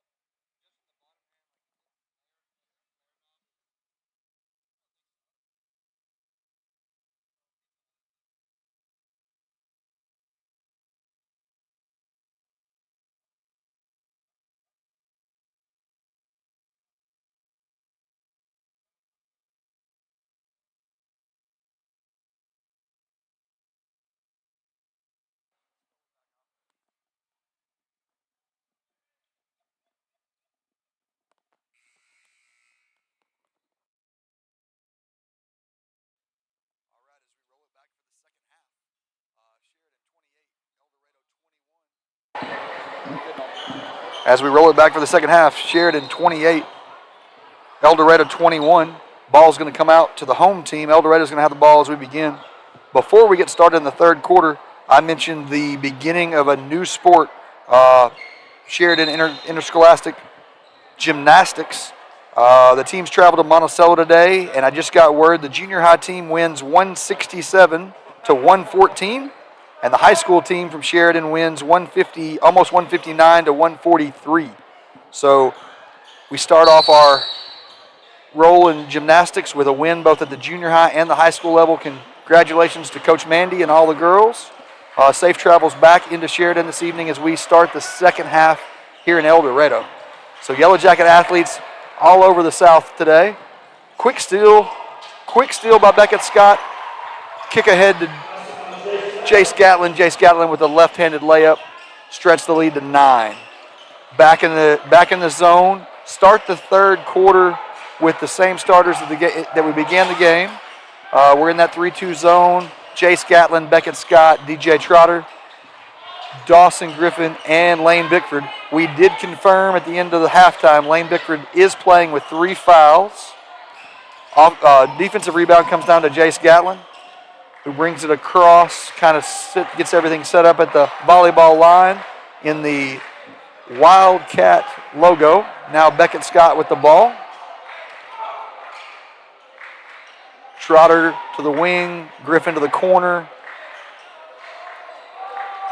Looking for the high-low, didn't find it. Shot clock finds its way down to 10. Now 8. Trotter again with a great shot fake. They're going to call a travel on Trotter and give the ball back to El Dorado. Shuffled his feet as he gathered. El Dorado back in the hands of number 13, Gill.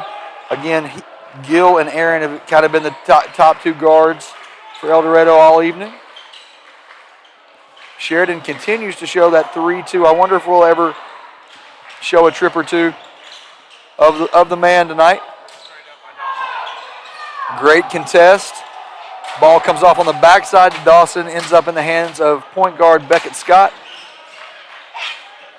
Beckett kind of playing with it like a yo-yo, big speed, slowing down. Picks it up at the top of the three-point line. Finds Trotter on the wing. Trotter to Gatlin. We're going to set up a new look. Big pressure. Once Beckett gives it away, he's having a little bit of a tough time getting it back. Kind of doing a face guard defense on him. High-low work. Great patience by Bickford. Dish by Griffin, high-low, big to big. And this time we are able to get back. Trotter tips it off the hands of El Dorado's player, Aaron, and so we're going to turn the ball back around to the Yellow Jackets. El Dorado was trying to get out and run. Yep. They've been able to get over the top of us 2 or 3 times in the first half, and I'm glad DJ was able to see that coming this time and able to get that. Beckett to Gatlin. Kind of runs a clear out. Trotter handles the ball at the top. Got to remember there's a guy behind him. Shots missed. It comes off to 13 again. Gill handles the ball. Dribbles into a 3-point shot. No good. Rebound, Bickford. Big board under the basket by Lane Bickford. Back in the hands of Beckett Scott coming across half court. 5:08 left to go in the third quarter. 32-21 Yellow Jackets. Having a tough time catching the ball tonight. That's 3 or 4 that we've had our hands on and not able to secure. First time we've called his name tonight, but Isaiah Robinson dribbles down, pulls up from the top of the key. Comment about him shooting a 3 in transition like that, but okay. Great drive by Beckett Scott right there. And now here they come, El Dorado right back at you. Right at Lane. Oh, tell me that I can call that on Lane. It was pretty straight up. Oh.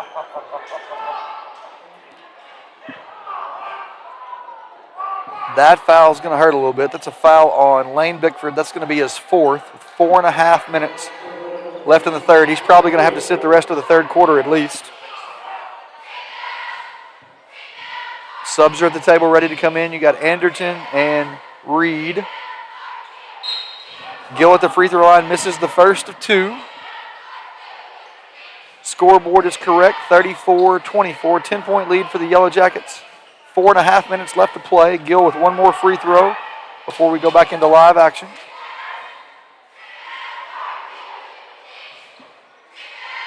Really kind of thought that foul was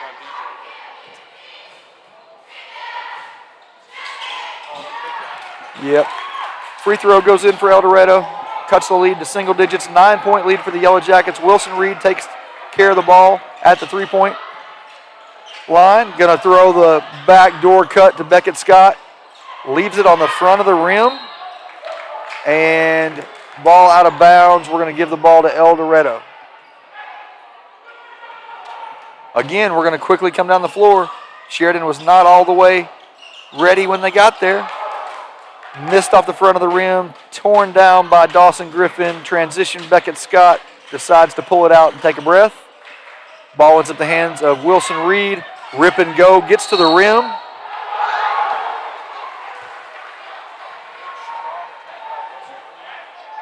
That was impressive. Not only did he rip and go and beat his man, left him in a puddle, but then slowed down to let him catch up to get him on his back and won. Really, really skilled move there by Wilson Reed. Uses his left hand, and now he's at the free throw line. Great job by the freshman.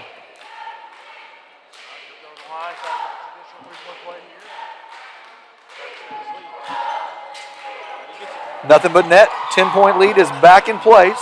Like to keep that double-digit lead as we go along. 35-25, 4 minutes left. We just passed the halfway point in the third quarter.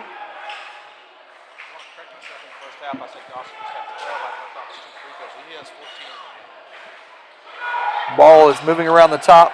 Not a whole lot of action. Haven't been able to get it into the high post this time. They're going to settle for a three and call a foul on Beckett Scott. That is the same referee that called the foul in the first game on the landing, so maybe that is a point of emphasis for him. That looks like it's going to give 3 free throws to number 1, Donovan Mitchell. Coach Scott was extremely happy with Beckett Scott on that. Just be smart. So, you don't like to see the free throw shot get fouled on, right?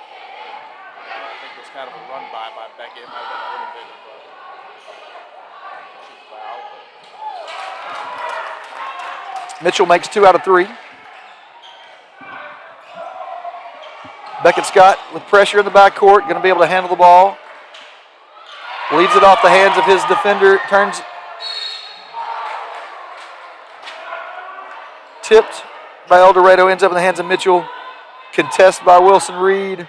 It's going to be a foul on Wilson as Mitchell goes back to the line after shooting 3. He's going to shoot 2 more.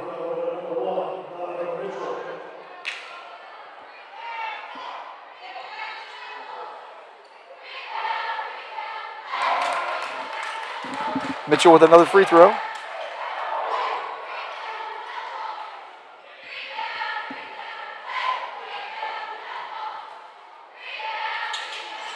This one's left short. Ends up going back to the Yellowjackets after knocked out of bounds by El Dorado.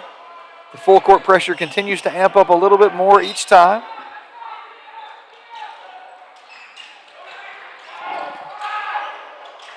Ball ends up in the hands of Beckett Scott. He says, clear out, guys, I got this. Handles the ball across midcourt. Dawson Griffin in the post. Foul's called, a block on El Dorado on the floor. Going to put the ball back on the baseline with Sheridan. I'm going to go ahead and say it. We are 2 for 2 on baseline inbounds plays. Let's see if we can get a third one right here. They're going to go back to the first play. 3-point basket by Jace Gatlin. I'm not going to take credit for that one. That is, I guess, part of the plan, but not one of the post buckets, the easy point blank buckets. So we'll just say great shot for Jace Gatlin. EA did a fantastic job cutting off the baseline, causes the ball to get back to the top of the key for El Dorado. And that 3-point basket goes down. We need to do some updating on the scoreboard. Give me just a second. I feel like that's right. 40-31. Reed finds his way to the middle of the lane and is fouled. We're going to say that we don't have a continuation. We're going to put it on the floor. I don't know how we shoot two. We either don't shoot. It's either one free throw or none. It's not going to be two. One referee says it is, one says it's not. It's what I'm guessing right now. And we're going to let the third guy make the final decision. The referee that came to report, the referee that came to report to the scorer's table said 2 shots. But that was not the case. So we're going to take the ball again on the baseline. We are 7 points in a row from the baseline, so this will be just like making 2 free throws right here. It says 3 on the board, yes. Another ball slips through the fingers, but ends up in the hands of Jay Scatlin with the hustle. I don't love having to take that time out there, but takes it down to only 2 left in a fairly close game in the third quarter, but we'll take it. Gatlin is able to retrieve the ball, but ends up in a trap in the corner, so he's going to call that timeout. 2 timeouts remaining.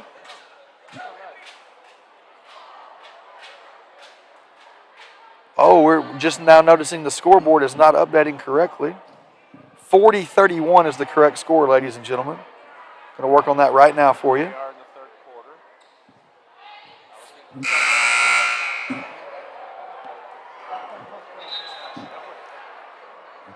Slacking at my job. I'm trying to keep stats, and Charlie's over.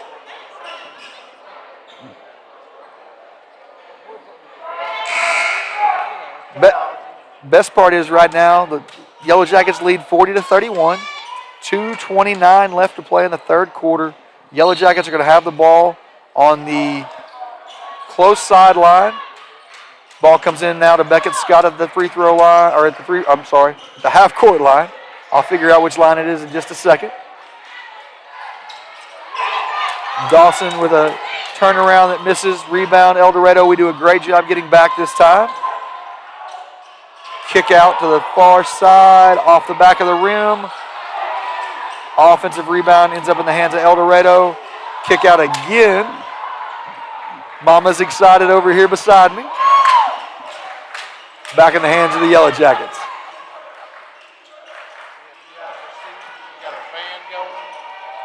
Jace Gatlin, pull up from 15 feet from the middle of the free throw line. Bucket Yellowjackets, 42-31.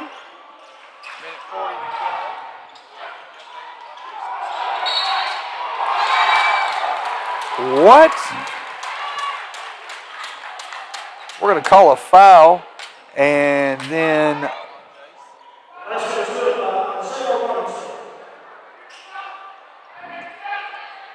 foul on Jace, bucket by number 15 for El Dorado. That's Isaiah Robinson. He's at the free throw line to shoot this one. Old school three-point play. Scoreboard says 42-34 here in El Dorado.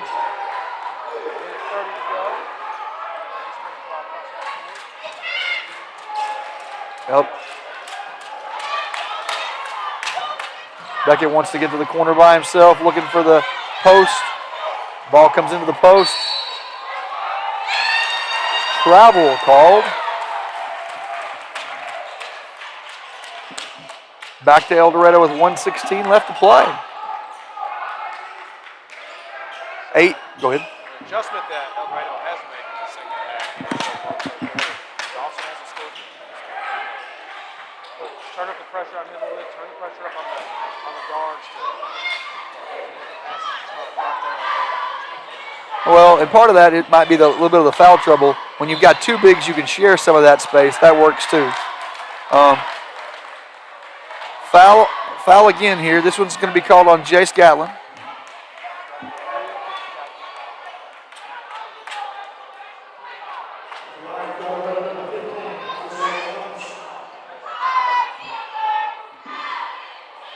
Robinson leaves this one real short. Sub for El Dorado. Here comes Corey Williams back into the game. 42-34, 58 seconds in the third quarter. Sheridan still leads.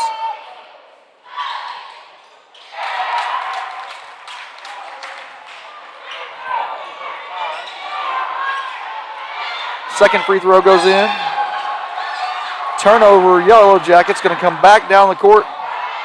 There's nothing there. That could be a foul. Back and forth, going to handle the ball. Foul on El Dorado. Yellowjackets have the ball. 47 seconds left in the quarter. Not sure yet. One of the El Dorado coaches just came to check the book, make sure that he knows what's going on with fouls on their team. We're going to say the ball is coming, still not in the bonus. We're going to take it from the side. Yellowjackets from the side. DJ Trotter to check in.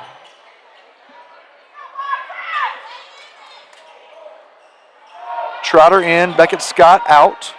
42-35, 47 seconds.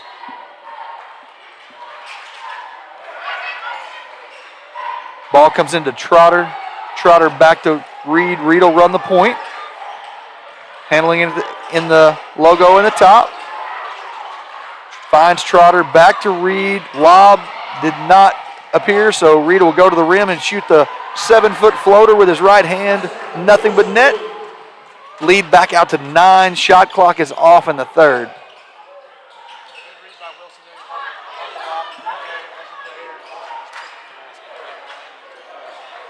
Oh, a gift for the Yellowjackets. About a 3-foot pass right off his teammate's shin from El Dorado. Ball goes out of bounds back to the Yellowjackets. Chance to stretch it to double digits here in the third. Beckett has the ball. Clock starts with 15 seconds left to play. The Yellowjackets usually start this play at about 8, so here we go. Beckett to Gatlin. Gatlin on the 3. Looking for the same space that he wants. The bucket did not go. They were not able to transition, so we're going to finish the third quarter up 9 points. Yellowjackets up 9. 44-35 is your score.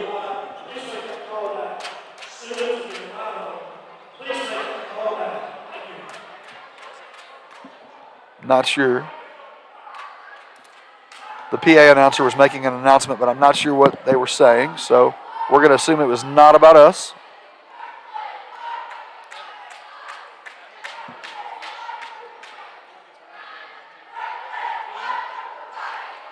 I've got 4, 5, 6, 7, 8, 9, 10, 11.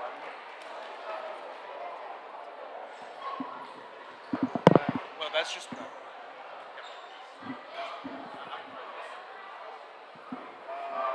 I have him for 5. That's why it feels like so much. You know,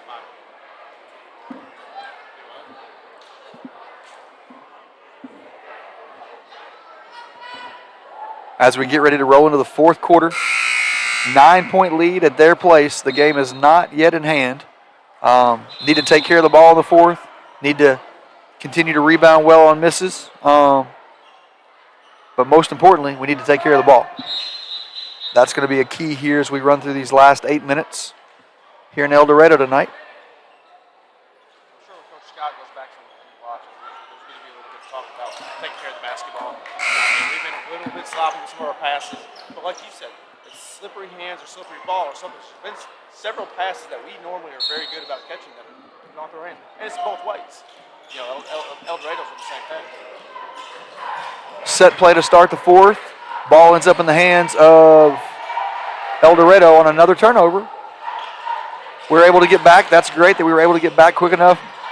Trotter attempts to block the shot. Ends up being a basket for El Dorado. 44-37.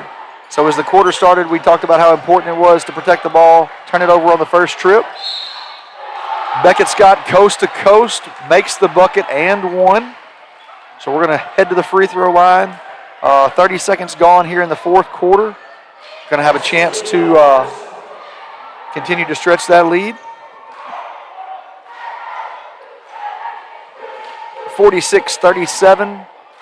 Free throw is good, 47-37. Back to double digits here in the early fourth quarter. Sticking with that 3-2 zone.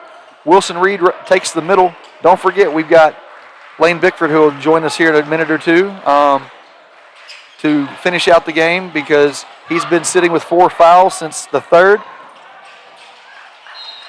Got the ball ahead to Trotter. Trotter tries to catch it with one hand, and it bounces out of bounds. Another turnover. I'm going to keep track. That's 2 here in the fourth. We have to protect the basketball. Just a little, not just DJ, don't misunderstand me, just a little nonchalant on the catch tonight several times. In both halves and all 4 quarters, it seems like. Just things, not watching it in and making it important to catch it cleanly.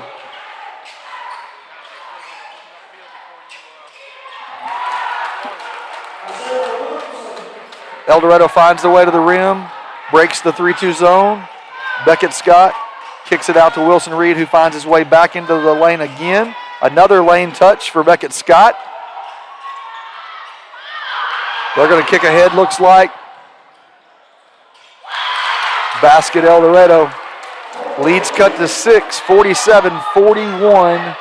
Yellowjackets still lead.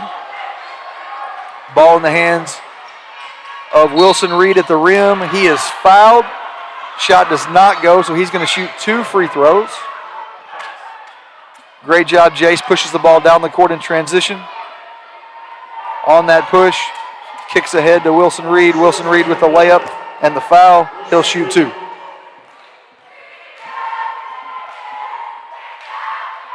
First one rims out, so we're going to have free throw number 2 coming. Anderton back in the game. We're going to have Anderton, Jace Gatlin, Dawson Griffin, Beckett Scott, and Wilson Reed as we continue here at 6:13 left in the game. 6-point lead for the Yellowjackets.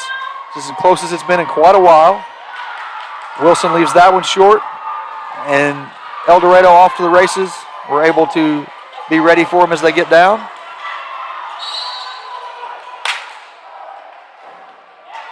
Referee emphatically says that foul was on the floor. El Dorado will have the ball on the baseline. 6:04 remains, 6-point lead. Ball on the baseline to El Dorado. Comes into the 3-point line. They're going to kind of reset and bring it around the outside. Skip pass to the corner for number 3. Back to senior guard Robinson. He misses a 15-footer. Rebound off to the Yellowjackets. Beckett Scott handles in the logo at half court. Gatlin on the left wing.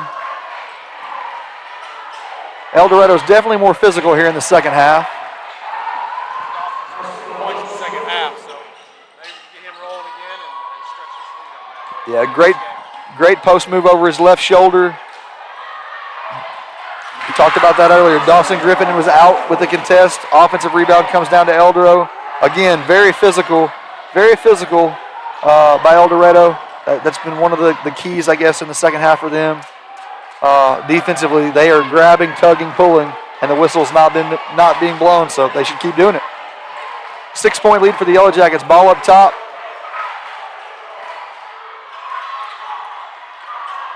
Ball finds its way into the hands of Dawson Griffin. Dawson makes the layup after the backdoor cut by Jace Gatlin. Timeout, Yellowjackets. 51-43, 4:54 to play. Only foul trouble is Lane Bickford, who's been on the bench since middle of the third, early in the third quarter. One more time, 4:54 to play, 51-43 is our score. Take this timeout break to kind of catch a breath and say thank you again to all of the local sponsors who are making this broadcast possible. Very bad job of keeping track of the score. 51-43 shines on all 3 scoreboards here in the El Dorado Arena tonight.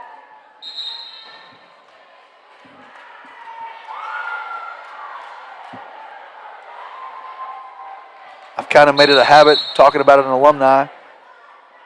Coach Logan Ingram had a birthday this week. Tell him happy birthday tonight. Yep. He's coaching at South Florida, right? Anybody who might want to see him in action live, he'll be in Memphis in early March, for a conference game against the Tigers there in the FedEx Forum. Back to our game.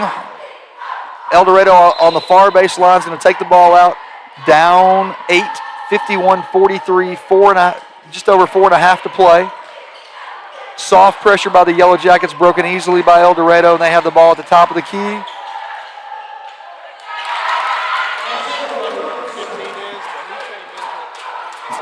Second half, Robinson's kind of taken over the scoring, where in the first half it was Gill. I'd like to see a side front that rather than let him catch it. Beckett's got all the way to the rim, gets smacked on the hand. He's going to shoot a couple free throws. Yeah, Coach Scott's got Dawson now. I think he's telling him the same thing.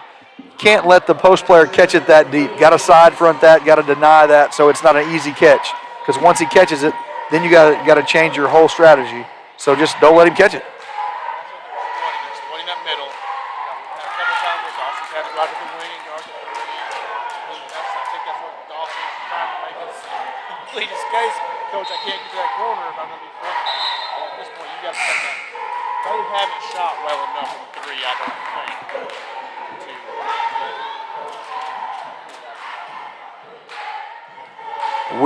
We're in the lane this time, ready to rebound. That means we got to get back. Got to get back quick because this is a place where they like to get down the court very quickly. Beckett goes 1 for 2, stretches the lead out, 52-45, 7-point lead. Another skip pass for El Dorado. Ends up top of the key now. Left wing. Good job by Dawson Griffin keeping him off the baseline. 3 ball up and out. Offensive rebound out. Ball ends up ahead to Jace Gatlin. Nobody's going to catch him. Easy layup for 2, but they're coming back just as quick as we went that way. They're coming back. Great touch, great hands. Great touch, great hands by Dawson Griffin, but that just again shows how quickly we make the layup, and before we can even start to celebrate, they're already across half court. Luckily, Dawson Griffin's 7-foot reach is able to get a hand on that ball and slow everything down. My goodness. 3-point, 54-48, 3-point basket by El Dorado, 6-point lead, 3.5 to play. I expect on the next whistle or two to see Lane Bickford make his return and go until the final horn or until he happens to get that 5th foul. Ball's in the hand of Wilson Reed, who finds Dawson Griffin, going to use his skill work. Great job. Great footwork and patience. Dawson Griffin lets his defender fly by, makes that layup, stretches it back out to 8 points with 3 minutes left to play. Long range 3 from El Dorado. I was glad he shot that, but I hate that the offensive rebound ends up in a 2-point layup. Leads cut back to 6, 56-50. Yellowjackets lead. Beckett Scott handles the ball at the top of the key. It was tipped. Blow your whistle. Blow your whistle. Somebody help him. Somebody help him. Oh, that was a tip. That ball was touched. No help was given. Coach Scott shifts right into defensive mode. Get in zero, get in man defense. We're going to switch it to a man look. That's what I was kind of wondering when this was going to take place. Here it is, up 6.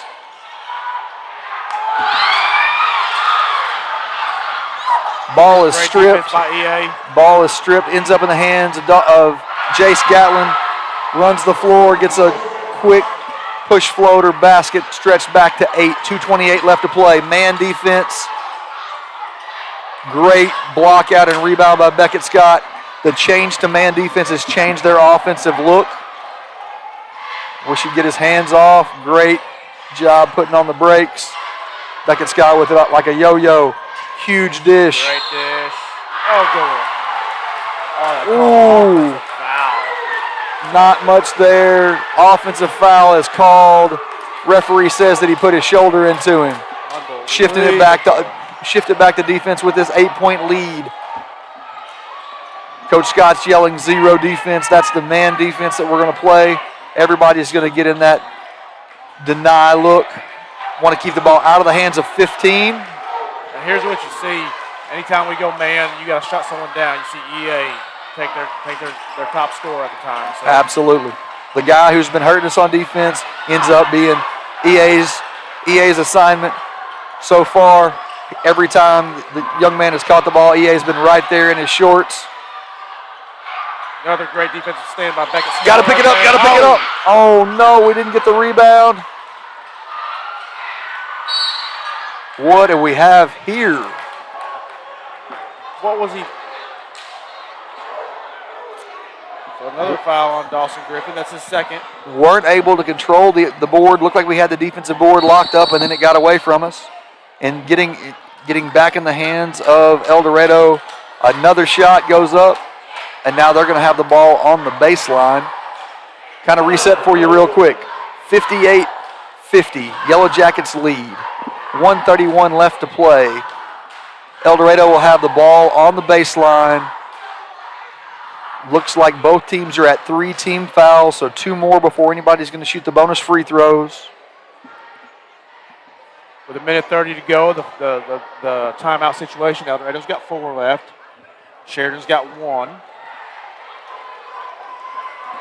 How important is this defensive stand right here? That's right. How important is it going to be?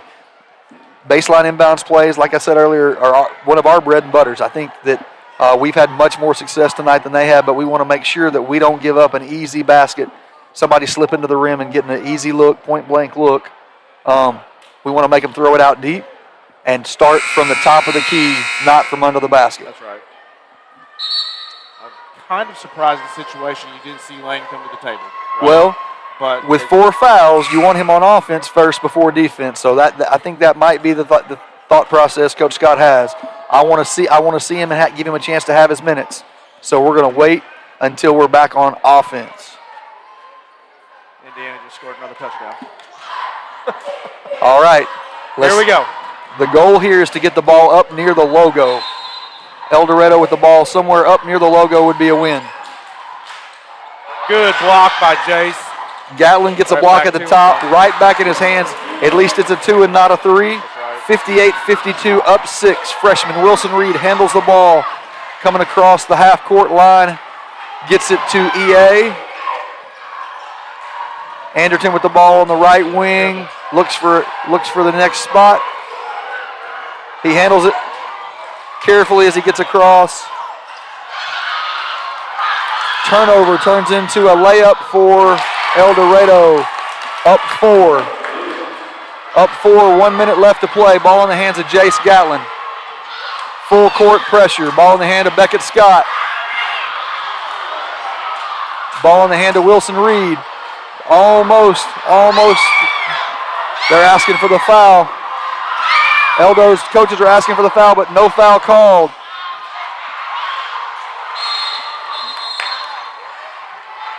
Layup missed. Rebound El Dorado. They call the timeout. El Dorado calls a timeout on the baseline. 31 seconds left to play. Sheridan has a 4-point lead. El Dorado has possession. Woo. Yes. This is We've gone cold. a little bit cold. We need to play great defense and limit them to 1 shot. Great defense and limit them to 1 shot. Wherever the ball goes, we need to make sure we secure that basketball. Too many bobbles and wiggles for my liking. Do you back up or do you put a little pressure on them, make them burn some clock, get it up the court? I think with what they've shown about how quickly they can get it up the court, I want to be ahead of them defensively. Agreed. I want to be between them and the goal, so I'm going to drop back and let them bring it in. I think I'm going to go man defense because we still have a foul to give. Right. I think I would go man defense, and I would get in the shorts. Very much defense on 15. I don't want Robinson to be the guy. I don't want Robinson to be the guy for El Dorado, number 15. I don't know how many he has in the second half, but it's quite a few. Yes, he has been their guy. Now, he's been slowed down since we went man. He's going to bring the ball in, and as we guessed, they are going to wait and get between them and the goal. Looks like a man set. Actually, a zone set. No, it's man. It is man, but Dawson Griffin has 15. Okay. They're going to try to make sure he doesn't get a shot off over him. Lots of curl. That's the same push-off that we just got called for. Rebound comes down to Wilson Reed, and he gets absolutely mugged. Intentional, and he called it. The technical foul has been called. Intentional foul has been called by the referee from distance. From the furthest point away. Furthest yes. point away. But now they're going to talk about it, so we're not sure what's going to happen now. That rule says you have to go for the ball. If it don't go for the ball, it's intentional. And that's what we have here is an intentional foul. So we're going to shoot 2 and get the ball back with 12.8 left to play.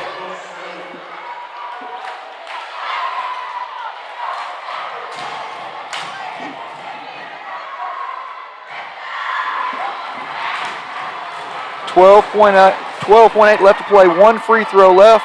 Still lead by 4 points, 58-54 Yellowjackets. Wilson Reed shoots the second free throw. It falls. And now the best part of an intentional foul is we also get possession, so they're going to have to foul again, and now we're in the bonus.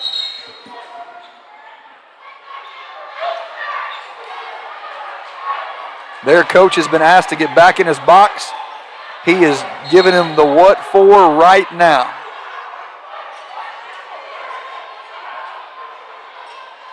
Referee's listening to it. That kind of makes me believe that maybe he thinks it was the incorrect call, but He's not the one that made the call, so.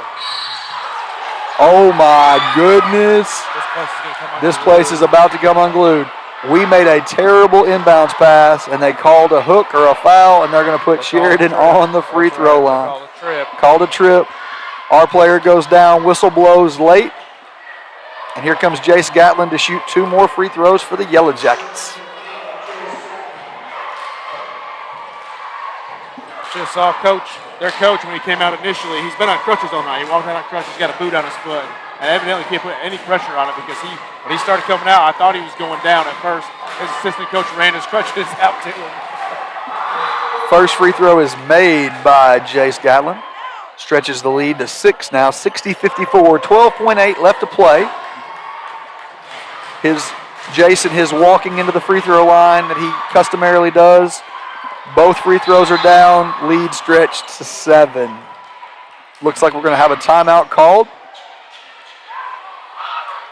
By El Dorado.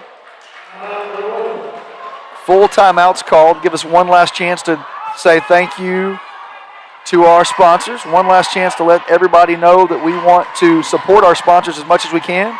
Tell them thank you. Let them know that you listen to us when we're on the road. Know that we'll be at Lakeside on Tuesday night, back out again on Tuesday night for the next piece of conference action. I just went to Stockton Power Equipment last week and bought one of those leaf sweepers, you pull behind your mower. And I wish I hadn't. I'm going to give you my address. You can come by and take care of mine. I've got about a third of my yard done. It looked like a blanket of leaves. There was still green grass under the leaves. It was so warm under there.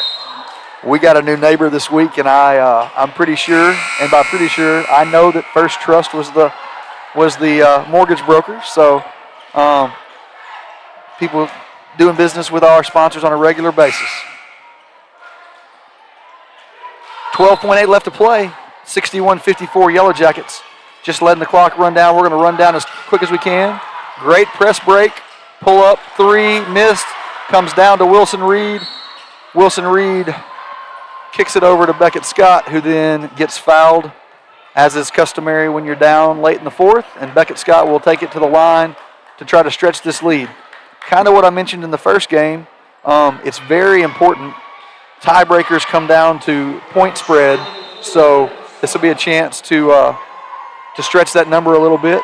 If we can get it over 10, which I don't think we will, then that would be the max point spread that goes in the book. So Number 3 just fouled out. Good sportsmanship, number 3, Isaac Aaron. He comes by and high fives all of our players, and both on the bench and on the court as he comes down. The referee down there is bad wanting Becky to shoot these free throws. Well, yeah, he's ready for everybody to go home. They only had four players on the court. So here we go as the El Dorado fans begin to file out. Missed free throw by Beckett Scott. He'll shoot one more, 61-54. That bucket falls, stretches it to 8 points with 3.9 left to play. They should get one more look. We had a foul to give, so we went ahead and had that foul. Foul to give, and we're going to come back in. 0.5 left on the clock. That is only time to catch and shoot. No dribble and no delay. That's going to wrap up the game for tonight. Yellow Jackets are going to go to 4-0 in conference play, in league play. I would dare say that's the best start for the Yellow Jacket men's team in I don't know how many years. A few years, you're right. Yep. Yellow Jackets 62. El Dorado in their home gym 54. 8-point victory for the Yellow Jackets. 4-0 start in conference play. As the teams high five and shake hands. That's when I would say was the Yellow Jackets survived that one. A gutty performance by the Yellow Jackets. Enough to win, which is what matters. But some things that we'll want to polish before Tuesday. As Mike Nevins continues to total up the stats, I will tell everybody who's listening to be with us on Tuesday night when we're at Lakeside playing the Rams. Same schedule. Ladies' game will start at 6, followed by the men's game. If anybody from Lakeside happened to hear us tonight, we're just glad you're going to let us be there and broadcast. So if you put us in the bandstand, we'll be okay. We'll make it work if we have to. Charlie's speaking for himself. And we're going to try. No, we'll be with you Tuesday night from Lakeside. To kind of finish off the stats here, Dawson Griffin scores 20. Jace had 5.